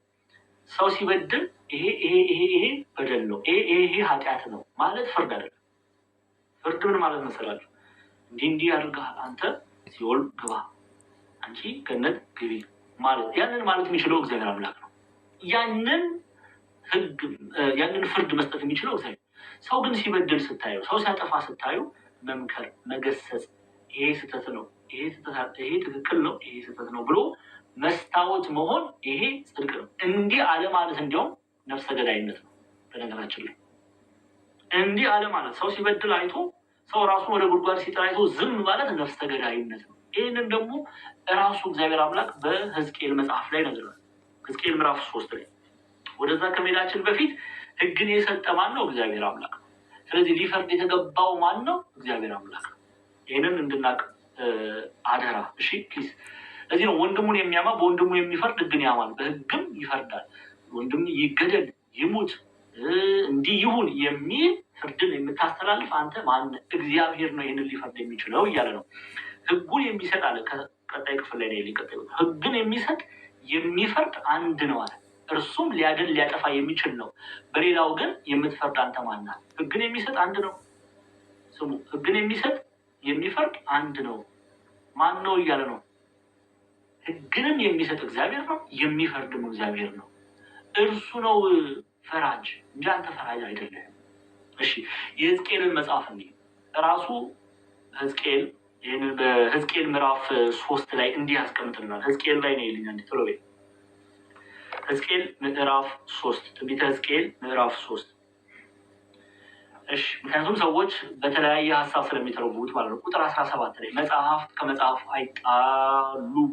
ኦርቶዶክሳዊቷ ቤተክርስቲያን ይህንን ታስታርቃለች። ሕዝቅኤል ምዕራፍ 3 ላይ እንዲህ ብለን እናነባለን። ቁጥር 17 ላይ ስሙ፣ የሰው ልጅ ሆይ ለእስራኤል ቤት ጠባቂ አድርጌሃለሁ። እግዚአብሔር እኮ ነው የሚናገረው። በሕዝቅኤል ላይ ሆኖ እግዚአብሔር ነው የሚናገረው። ሕዝቅኤል ነቢይ ነው። ስሙ ምን እንደሚል፣ የሰው ልጅ ሆይ ለእስራኤል ቤት ምን አድርጌሃለሁ? ስለ አገልጋዮች ስለ መምህራን ነው የሚናገረው። ጠባቂ አድርጌሃለሁ። ምን እንዲያደርግ ነው ጠባቂ ያደረገው? ስሙ፣ ስለዚህም የአፌን ቃል ስማ። የምንን ቃል ስማ አለ? የአፌን ቃል ስማ። እግዚአብሔር ነው የሚናገረው። ከእኔም ዘንድ አስጠንቅቃቸው። ምን ነው የሚያስጠነቅቀው? እሺ እናንብበው። እኔ ኃጢአተኛውን በእርግጥ ትሞታለህ ባልኩት ጊዜ ምንኛው ኃጢአተኛውን ትሞታለህ ባልኩት ጊዜ ትሞታለህ የሚለው ማን ነው? ሕግን የሰጠ ማ? እግዚአብሔር። እሺ እኔና እናንተ ምን ማለት ነው ያለብን? ነው ስሙ። እኔ ኃጢአተኛውን በእርግጥ ትሞታለህ ባልኩት ጊዜ አንተም ባታስጠነቅቀው፣ የእኛ ስራ ማስጠንቀቅ ነው። ዋርኒንግ ማለት ነው። ግንባራችን ላይ ዋርኒንግ ያርገን መዞር ነው። ፈራጁ እግዚአብሔር ነው። ትሞታለህ የሚለው እግዚአብሔር ነው። ኦኬ ተለይ የሚለው እግዚአብሔር ነው። እኛ ማስጠንቀቅ ነው ስራችን። እሺ በእርግጥ ትሞታለህ ባልኩት ጊዜ አንተም ባታስጠነቅቀው ነፍሱንም እንድትድን ከክፉ መንገዱ ይመለስ ዘንድ ለኃጢአተኛው አስጠንቅቀህ ባትነግረው አለ። ያ ኃጢአተኛ በኃጢአቱ ይሞታል። ትሞታለህ የሚለው ማለት ነው እግዚአብሔር።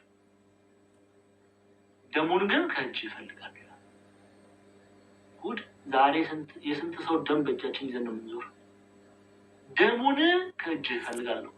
በነገራችን ላይ ቅዱስ ጳውሎስ ለኤፌሶን ሽማግሌዎች እኔ በኤፌሶን ሳለ እውነትን እውነት ሐሰትን ሐሰት ብሎ በሐዋርያት ሥራ ምዕራፍ 20 ላይ ታገኙታላችሁ። ቁጥር 26 አንብቡት። ኤግዛክትሊ ቃሉን ለማግኘት ከፈለጋችሁ ጌታ በማንም ሰው ነፍስ አይጠይቀኝም ይላል ቅዱስ ጳውሎስ። ለምን?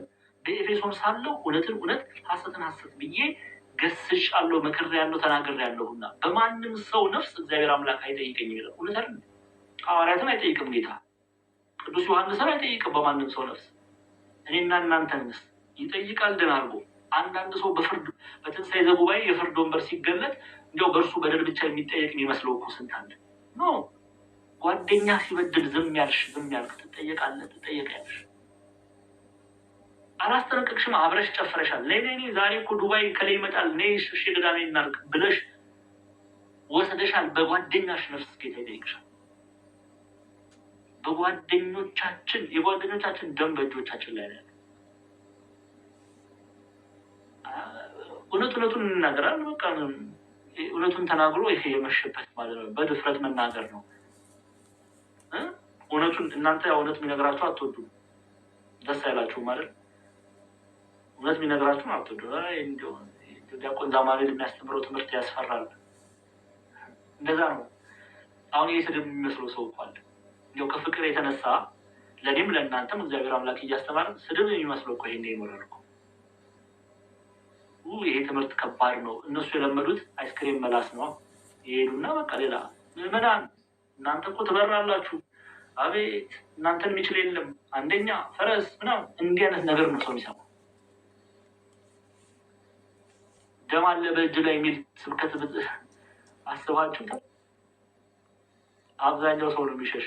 ግን እኔ የእግዚአብሔር ቃል ነው። የሕዝቅኤል ምዕራፍ 3 ግቡና አንብቡ። ቁጥር 17 ላይ ሐዋርያት ሥራ ምዕራፍ 20 ቁጥር 26 ላይ ግቡና እዩት። ከዋሻው ማለት ነው፣ እውነት ካልሆነ ማለት ነው። ስለዚህ ልንገስጽ ያስፈልጋል ወይ? አዎ። ግን ትሞታለህ፣ የእግዚአብሔር መንግስት ውረስ የሚለው ግን ማን ነው? እግዚአብሔር አምላክ። ሕግን የሰጠ እርሱ ነውና። ግን እኛ ገብተን በእግዚአብሔር ስራ ላይ ገብተን እንዲህ ምንድል ከሆነ እኛ በሕግ ላይ እንፈርዳለን። ሕግንም የምናውቅ አይደለንም፣ ስርዓትንም የምናውቅ አይደለንም። እኛ ስራችን ምንድነው? ማስጠንቀቅ። በድለሃል፣ አጥፍተሃል፣ ምን ትሰራለህ? በየጌም ተራ ላይ ምን ትሰራለህ? ስድብ ባለበት ቦታ ላይ ናና የእግዚአብሔርን ቃል ተማር አለማለታችን ያስፈርድብናል። እንዲያው አልገባኝም ዲያቆን ዛማኑኤል አሁንም ምትሉ ካላችሁ በደንብ አድርጎ እንዲያው ከደምና ከስጋ ጋር እናዋህዱ። ይህን ቃል አይሻልም? እናዋህዱ አይደለ? ቅዱስ ያዕቆብ ይህን ሲናገር ከየት ያመጣ መሰላችሁ? ራሱ መጽሐፍ በመጽሐፍ ይብራራል። ስሙ። ያዕቆብ ምዕራፍ 4 ፍጻሜ ላይ ነው ይል ያዕቆብ ምዕራፍ 4 ጤናዬ ያዕቆብ ምዕራፍ 4 ፍጻሜው ላይ ነው ይል ያዕቆብ ራሱ የተናገረውን ቃል በቃሉ ሲያብራራ ተመልከቱ። ምዕራፍ 4 ቁጥር ፍጻሜ ላይ መጨረሻው ላይ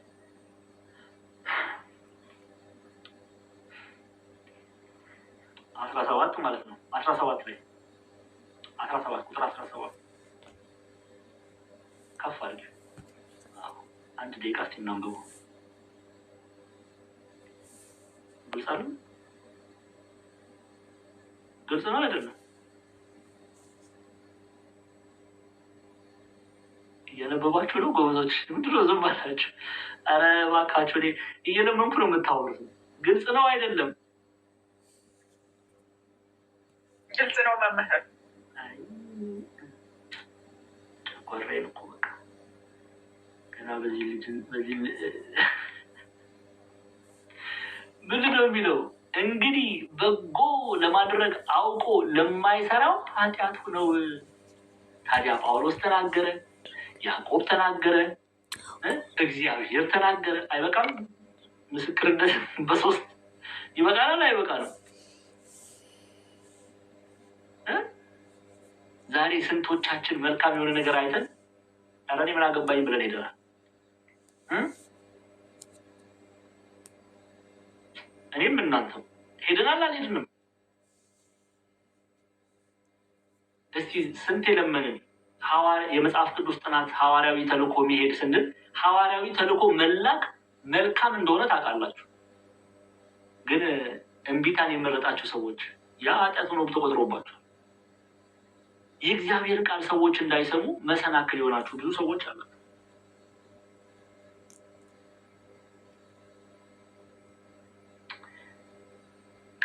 አይ ቲንክ ምንም ግልጽ ነው። ምንም እኮ ወደ ቀጣይ ወደ ከፍ በይልኝ አንዴ። ጭራሽ አሁን መማር ቃል እግዚአብሔርን መማር ያዕቆብ ትምህርት እንዳለ ታውቃላችሁ። ዛሬ አይደለም የጀመርነው፣ ዛሬ አይደለም። አሁን ላስት ሚኒት ላይ መታችሁ ወይ ትምህርት አመለጠ ምናምን እያላችሁ ኮመንት የምትጽፉ ሰዎች ማስታወቂያ ተነግሯል። ስንት ሰዓት ስንት ጊዜ ተነግሯል።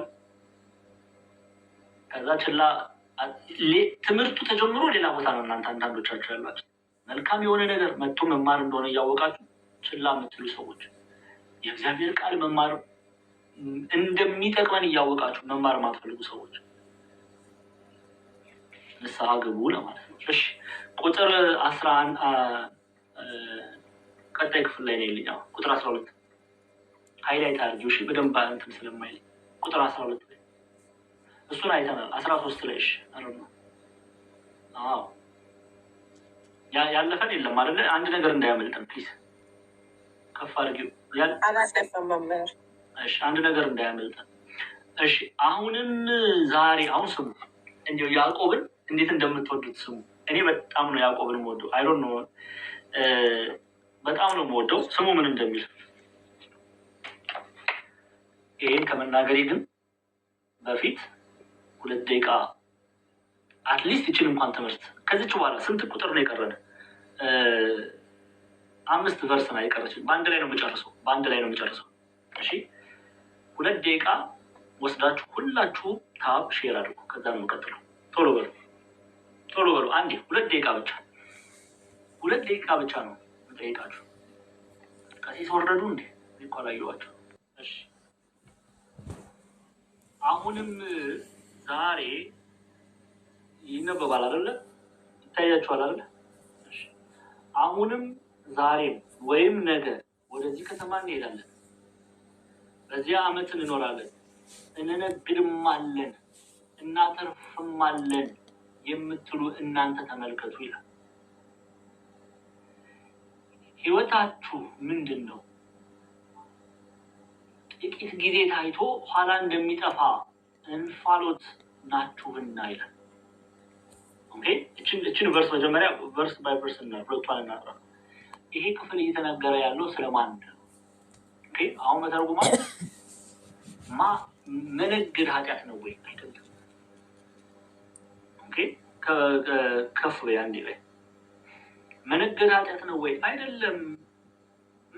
በዚያም ዓመት እንኖራለን እናተርፍማለን የምትሉ እናንተ ተመልከቱ፣ ነገ የሚሆነውን አታውቁም ይላል።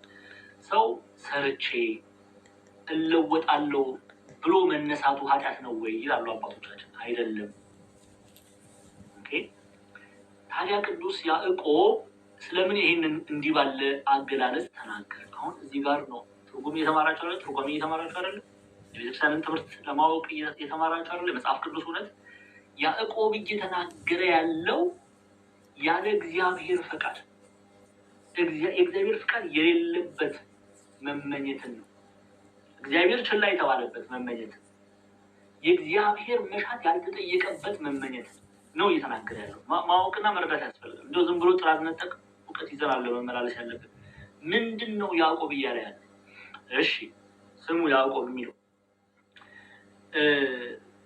አሁንም ዛሬ ወይም ነገ ወደዚህ ከተማ እንሄዳለን የተሻለ ኑሮ ለማግኘት። ሰው ከኢትዮጵያ ወደ አሜሪካን ይመጣል የተሻለ ኑሮ ለማግኘት አይደለ?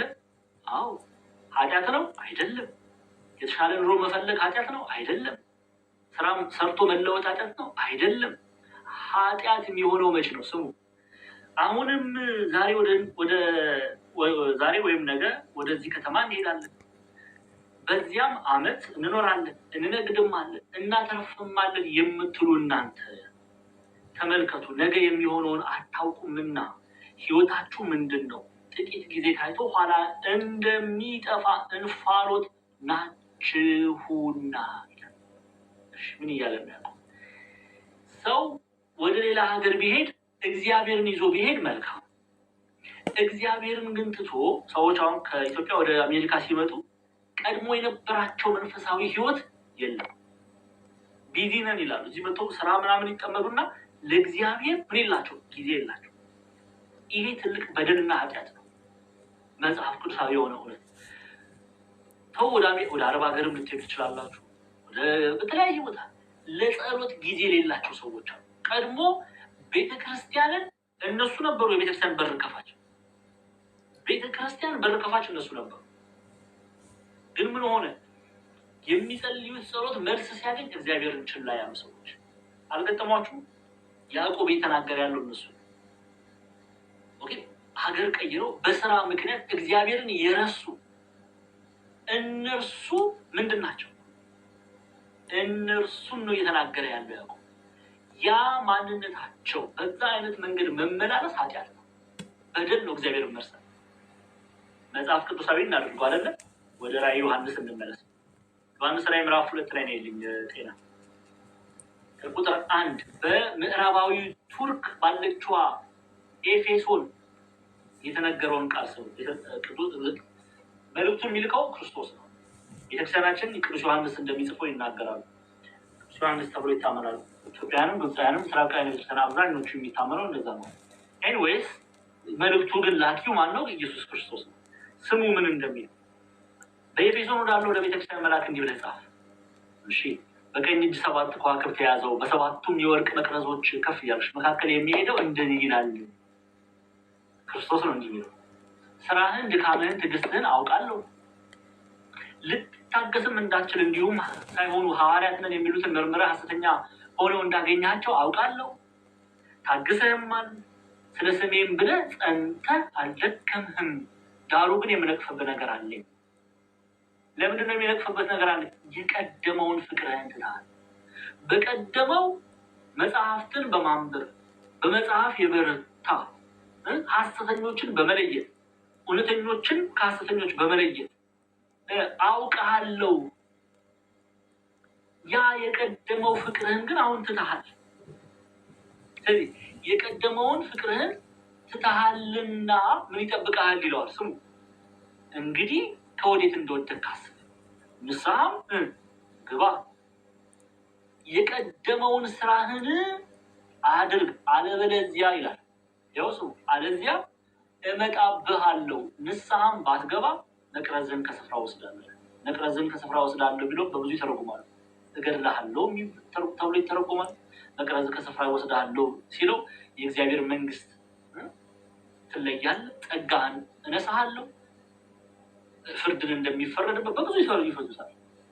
ብቻ ግን የቀደመውን ፍቅሩን ስለተወ ፍርድን እግዚአብሔር አምላክ ካልተመለሰ ንስሐ ካልገባ እንደሚፈርድበት ይነግረዋል። ቅዱስ ያዕቆብ እየተናገረ ያለው ይሄ። ወደ ያዕቆብ መልእክት ተመለሽልኝ ጤናዬ።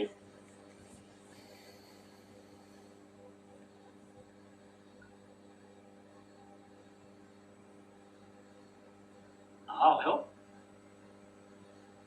ይሄንን እየተናገረ ያለው ቅዱስ ያዕቆብ አሁንም ዛሬም ወይም ነገ ወደዚህ ከተማ እንሄዳለን፣ በዚያም ዓመት እንኖራለን፣ እንነግዳለን፣ እናተርፋለን የምትሉ እናንተ የእግዚአብሔርን ፈቃድ ሳትጠይቁ የእግዚአብሔርን መሻት ሳትጠይቁ እግዚአብሔርን በሕይወታችሁ ላይ ዋና ሳታደርጉ ሄጄ ሰርቼ ተለውጬ ነግጄ አተርፋለሁ የምትሉ እናንተ እሺ እናንተ ተመልከቱ ነገ የሚሆነውን አታውቁምና ይላል። ምክንያቱም ነገ የሚሆነውን የሚያውቅ ማን ነው? እግዚአብሔር አምላክ። ኦኬ፣ ነገ ሊሆን የሚችለውን የሚያውቀው እግዚአብሔር አምላክ ነው። እነሱ ነገ ሊያገኛቸው የሚችለውን የሚያውቀውን እግዚአብሔር አምላክ ችላ ብለው እነሱ በራሳቸው መሻት ያለ እግዚአብሔር እርዳታ ያለ ጸሎት ምን አደረጉ? ወጡ፣ ለመነገድ ሄዱ። እግዚአብሔርን ትተው ማለት ነው። የቀደመውን ፍቅራቸውን ትተው አሁን ምን እንደሚላቸው ነው? ህይወታችሁ ይላል። ያው ህይወታችሁ ምንድን ነው? ጥቂት ጊዜ ታይቶ ኋላ እንደሚጠፋ እንፋሎት ናችሁና በራሳችሁ መመካታችሁ ምንድን ነው? እናንተ የተመካችሁበት ሰው እናንተ የተመካችሁበት ሀብት እናንተ የተመካችሁበት ከተማ ሀገር ይሄ ሁሉ ምንድን ነው? ምንድን ነው? ጠፊ ነው። ሰዎች መመካት ያለባቸው በማን ነው? በእግዚአብሔር የሚመካ ይላል ሐዋርያው ቅዱስ ጳውሎስ። እንዲያው ይህን ክፈችልኝ፣ እንዲያው ይህን ክፍል አንድ ክፈችልኝ። የሚመካ በእግዚአብሔር ይመካል። አንደኛ ቆሮንቶስ ምዕራፍ 1 ቁጥር 31 ቶሎ በይልኝ። መመካታችን ማን ነው መሆን ያለበት? ስሙ። አንደኛ ቆሮንቶስ ምዕራፍ 1 ቁጥር 31 አንደኛ ቆሮንቶስ ምዕራፍ 1 ቁጥር 31 ነገር ግን አለ ጀግናው ሐዋርያ፣ ነገር ግን የሚመካ በማን ይመካል? እስቲ ኒውታችሁን ያወጣችሁ ወይም ኮሜንት ላይ ጻፉ። ሄሉ እንደሚጽፉ የሚመካ በማን ይመካል? በእግዚአብሔር ይመካ። እናንተ ሰዎች ይሄን ያህል በድያችኋለሁ እንዴ? መልስ እንኳን አትመልሱልኝ። የሚመካ በእግዚአብሔር ይመካ። በቃ እንዲህ ነው። የሚመካ በማን ነው መመካት ያለበት? በእግዚአብሔር። የሚመካ በእግዚአብሔር ይመካ። የሚመካ በእግዚአብሔር ይመካ። ለዚህ ነው ነገር ግን የሚመካ በእግዚአብሔር ይመካ ተብሎ እንደተጻፈ ይሆን ዘንድ ከእግዚአብሔር ዘንድ ጥበብና ጽድቅ ቅድስና ቤዛነትን በተደረገልን በክርስቶስ ኢየሱስ የሆናችሁ ከእርሱ ነው ይላል። ሰው መመካት ትፈልጊያለሽ? መልካም ነው መመካት፣ መጥፎ አይደለም። መመካት በእግዚአብሔር ከሆነ መልካም። ሂሩት መመካት ያለባት በእግዚአብሔር፣ ሀኒዬ መመካት ያለባት በእግዚአብሔር፣ እኔና እናንተ መመካት ያለብን በእግዚአብሔር ነው። ችግሩ እኛ ግን በእግዚአብሔር አንመካም። እንደነዚህ ያዕቆብ እንደገለጣቸው ሰዎች በከተማም ይመኳል። በከተማ አሁን ተመልከ፣ ወደ ያዕቆብ እንመለስ ጎበዞች፣ ወደ ያዕቆብ እንመለስ። ተመልከ፣ እየገባችሁ ነው። ያዕቆብ መልእክት ግን እናንተ የተማራችሁ ስለሆነ ይገባችኋል። ሌሎቹ ተው እስኪ ስንቱ እንዘን አንዴ ነይ ወደ ያዕቆብ። ኧረ ወደ ያዕቆብ ምዕራፍ 4 ፍጻሜ ላይ ነይ። ጤናዬ ወዴት ሄድሽ? ኧረ ፍጻሜ ላይ ነው ያልኩት። ምዕራፍ 4 ቁጥር 13 ላይ ነው። ይኸው አሁንም ዛሬም ወይም ነገ ወደዚህ ከተማ እንሄዳለን፣ በዚያም ዓመት እንኖራለን፣ እንነግድማለን፣ እናተርፍማለን የምትሉ እናንተ ተመልከቷል። ነገ የሚሆነውን አታውቁምና። ኦኬ፣ እነሱ የተመኩት በማን ነው? የተመኩት በሚሄዱበት ሀገር። ለምሳሌ አሁን እናንተና እኔ እንድንረዳ በደንብ ግልጽ፣ ሰዎች አሜሪካን ተመክተው ከኢትዮጵያ የሚወጡ ሰዎች አሉ አይደል? እግዚአብሔርን ረስተ የለም እኮ እግዚአብሔር የሚለው ቃል እንኳን የለም በሕይወታቸው። እነሱ መመካታቸው አሜሪካን የሆነባቸው ሰዎች አሉ። እንዲያውን የአሜሪካን ሄጄ ሰርቼ ለፍቼ እናቴን አሳልፍላታለሁ የሚሉ ሰዎች። እግዚአብሔር መመካት ያለብን በእግዚአብሔር ሆኖ ሳለ እግዚአብሔርን ከጸሎታቸው አውጥተው መመካታቸው በከተማ የሆነባቸው ሰዎች አሉ። ሌሎች ተው በገንዘብ የሚመኩ ሰዎች በገንዘብ ባላቸው ገንዘብ። አንድ ታሪክ ልንገራችሁ። ስለ ሰውየው ማንነት ምን ሆነ አላነሳም። እና ብዙ ዓመት አሜሪካ ኖሯል፣ በሰሜን አሜሪካ ኖሯል። ይሄ በደንብ የሚታወቅ ታሪክ ነው። እና በጣም ብዙ ብር በቃ ሰርቶ አልኳቸው። ኢትዮጵያ ትልቅ ፎቅ ሰርቷል። ታሪክ ነው የምነግራችሁ። ፎቁ የሰራው ፎቅ ሊመረቅ ጥቂት ቀን ሲቀረው ሞተ። የሰማችሁ ነው። የሰራው ሀብት፣ የሰራው ፎቅ፣ የሰራው ንብረቱ ቤቱ ሊመረቅ ጥቂት ቀን ሲቀረው ሞተ። እንዲህ ነው በቃ። ስም አላነሳም ማንሳት ስለማልፈልግ ነው። ሰው በእግዚአብሔር ላይ መመካቱን የማያደርግ ከሆነ እንዲህ ነው የሚሆነው። ግልጽ ነው። አናቅማ ነገ ምን እንደሚፈጠር አናቅም። እነዚህ ሰዎች ምንድን ነው ያደረጉት? እንሄዳለን አሉ፣ ወደ ከተማ እንወጣለን አሉ። ያዕቆብ ሜንሽን የሚያደርጋቸው እሺ። ከዛስ ምን እናደርጋለን አሉ? እናተርፍማለን አሉ። እሺ። እንነግደንማለን አሉ። እሺ። እግዚአብሔር ግን በሕይወታቸው ሲፈተሽ የለም። የነሱ መመካት የሚገቡበት ከተማ፣ የነሱ መመካት የሚሸጡት የሚነግዱት ንግድ፣ የነሱ መመካት ትርፋቸው ገንዘባቸው ነው ያደረጉት።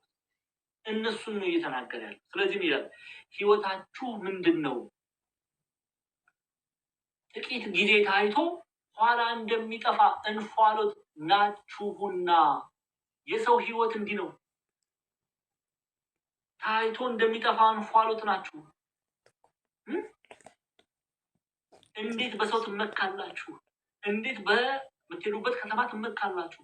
እንዴት ባላችሁ ንብረት ትመካላችሁ? የሚጠፋ የሚበተን ነገር ነው። በዚህ ፋንታ ግን አለ፣ በዚህ ፋንታ ምን ማድረግ አለባችሁ አለ። ተመልከቱ። ጌታ ቢፈቅድ ብንኖር ይህን ወይም ያን እናደርጋለን ማለት ይገባችኋል አለ። አትስሩ እያለ አይደለም ያዕቆብ። ክርስቲያን ጎበዝ ሰራተኛ ነው መሆን ያለበት፣ ሰነፍ ሰራተኛ መሆን የለበትም። ሐዋርያው ቅዱስ ጳውሎስ ያስተምራል። ታታሪ ታማኝ ሰራተኛ ነው መሆን ያለበት። ግን በምንኖረው የህይወት ሰልፍ ላይ እግዚአብሔርን እናስቀድም። አንድ ነገር ከማድረጋችን በፊት አሁን ለምሳሌ ዱባይ ሄጄ፣ ሳውዲ አረቢያ ሄጄ፣ ቤሩት ሄጄ እንደዚህ ሄጄ ሰርቼ ምናምን እንላለን ይላሉ እህቶቻችን። መልካም ነው ይህን መመኘታቸው። ግን ጌታ ቢፈቅድ የእግዚአብሔር ፈቃድ ቢሆን፣ የእግዚአብሔር መሻት ቢሆን፣ የእግዚአብሔር እርዳታ ቢሆን እስቲ መድኃኔዓለምን ጠይቀዋለሁ፣ እስቲ መብርሃንን አማልጅኝ እላታለሁ፣ እንዲህ አስቤያለሁ ልንል ያስፈልጋል። ያንን ነው ያዕቆብ እያለ ያለው እንጂ እግዚአብሔርን አውጥተን እንዲያው ሰርቼ ተለውጬ እንደዚህ ሆናለሁ የምንለው ማንነታችን ጥፋትን ያመጣል፣ ሞትን ያመጣል። ኢትዮጵያን መተርጉማን እንደዚች ያለችዋ ትምክህት አጥፊ ናት ይላል። ኦኬ፣ እንዲህ አይነቷ ትምክህት አጥፊ ናት። በራስ ተነሳሽነት እግዚአብሔር የሌለበትን ሀብት፣ ንብረት፣ ትምክህት፣ መመካት፣ በራስ መመካት፣ በንብረት መመካት፣ እንዲህ ያለችዋ ትምክህት አጥፊ ናት። እንግዲህ ሲሆን በስራችሁ ትመካላችሁ አለ ያዕቆብ። እንዲህ ያለችዋ ትምክህት አጥፊ ናት ብሎ ያስቀምጣል። ስለዚህ የሚመካ ለቅዱስ ጳውሎስ በማን ነው መመካት ያለበት? እግዚአብሔር። በቃ በሰው የሚመካ እርሱ ርጉም ነው ይላል መጽሐፍ።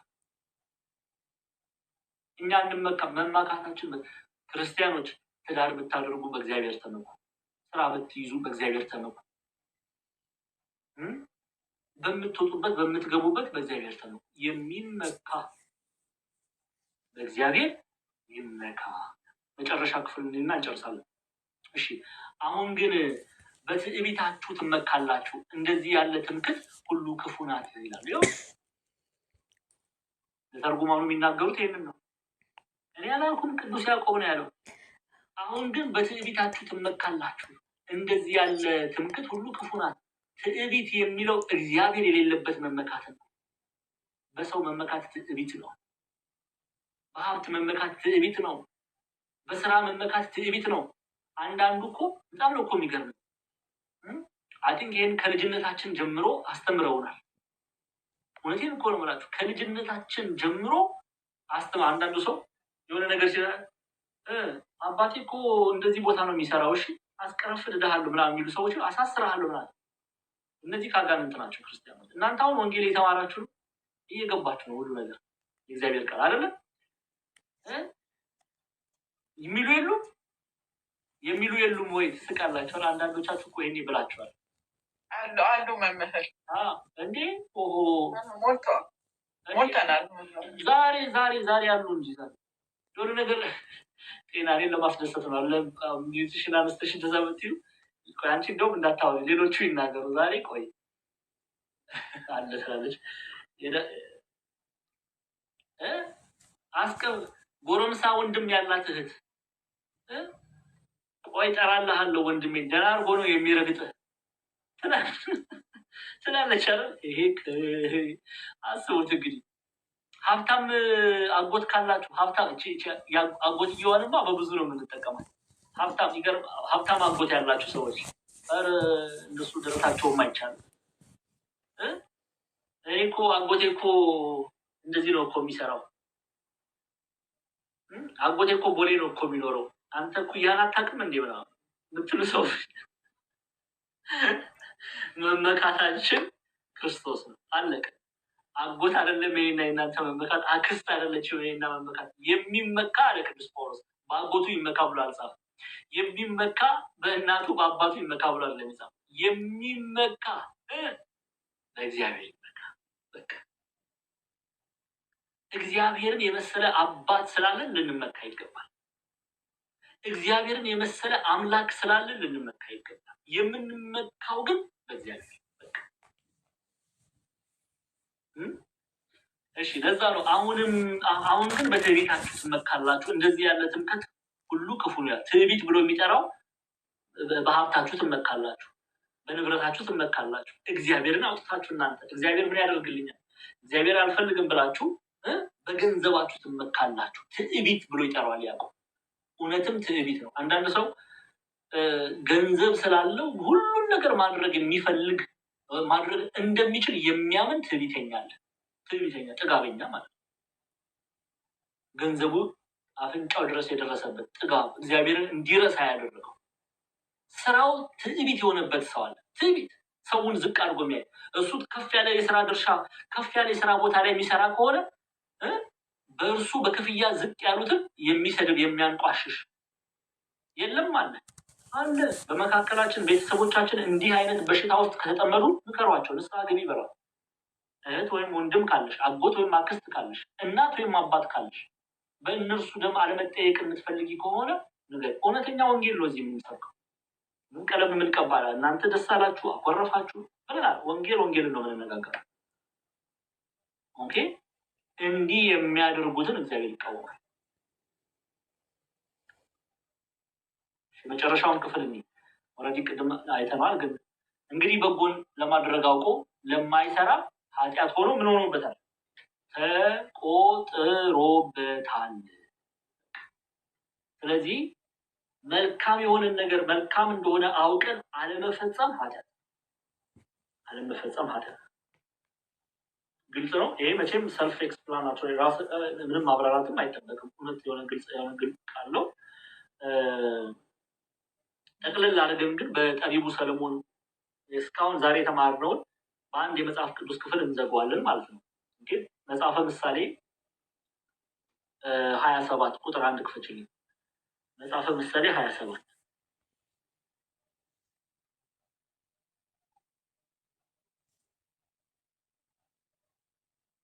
መጽሐፈ ምሳሌ 27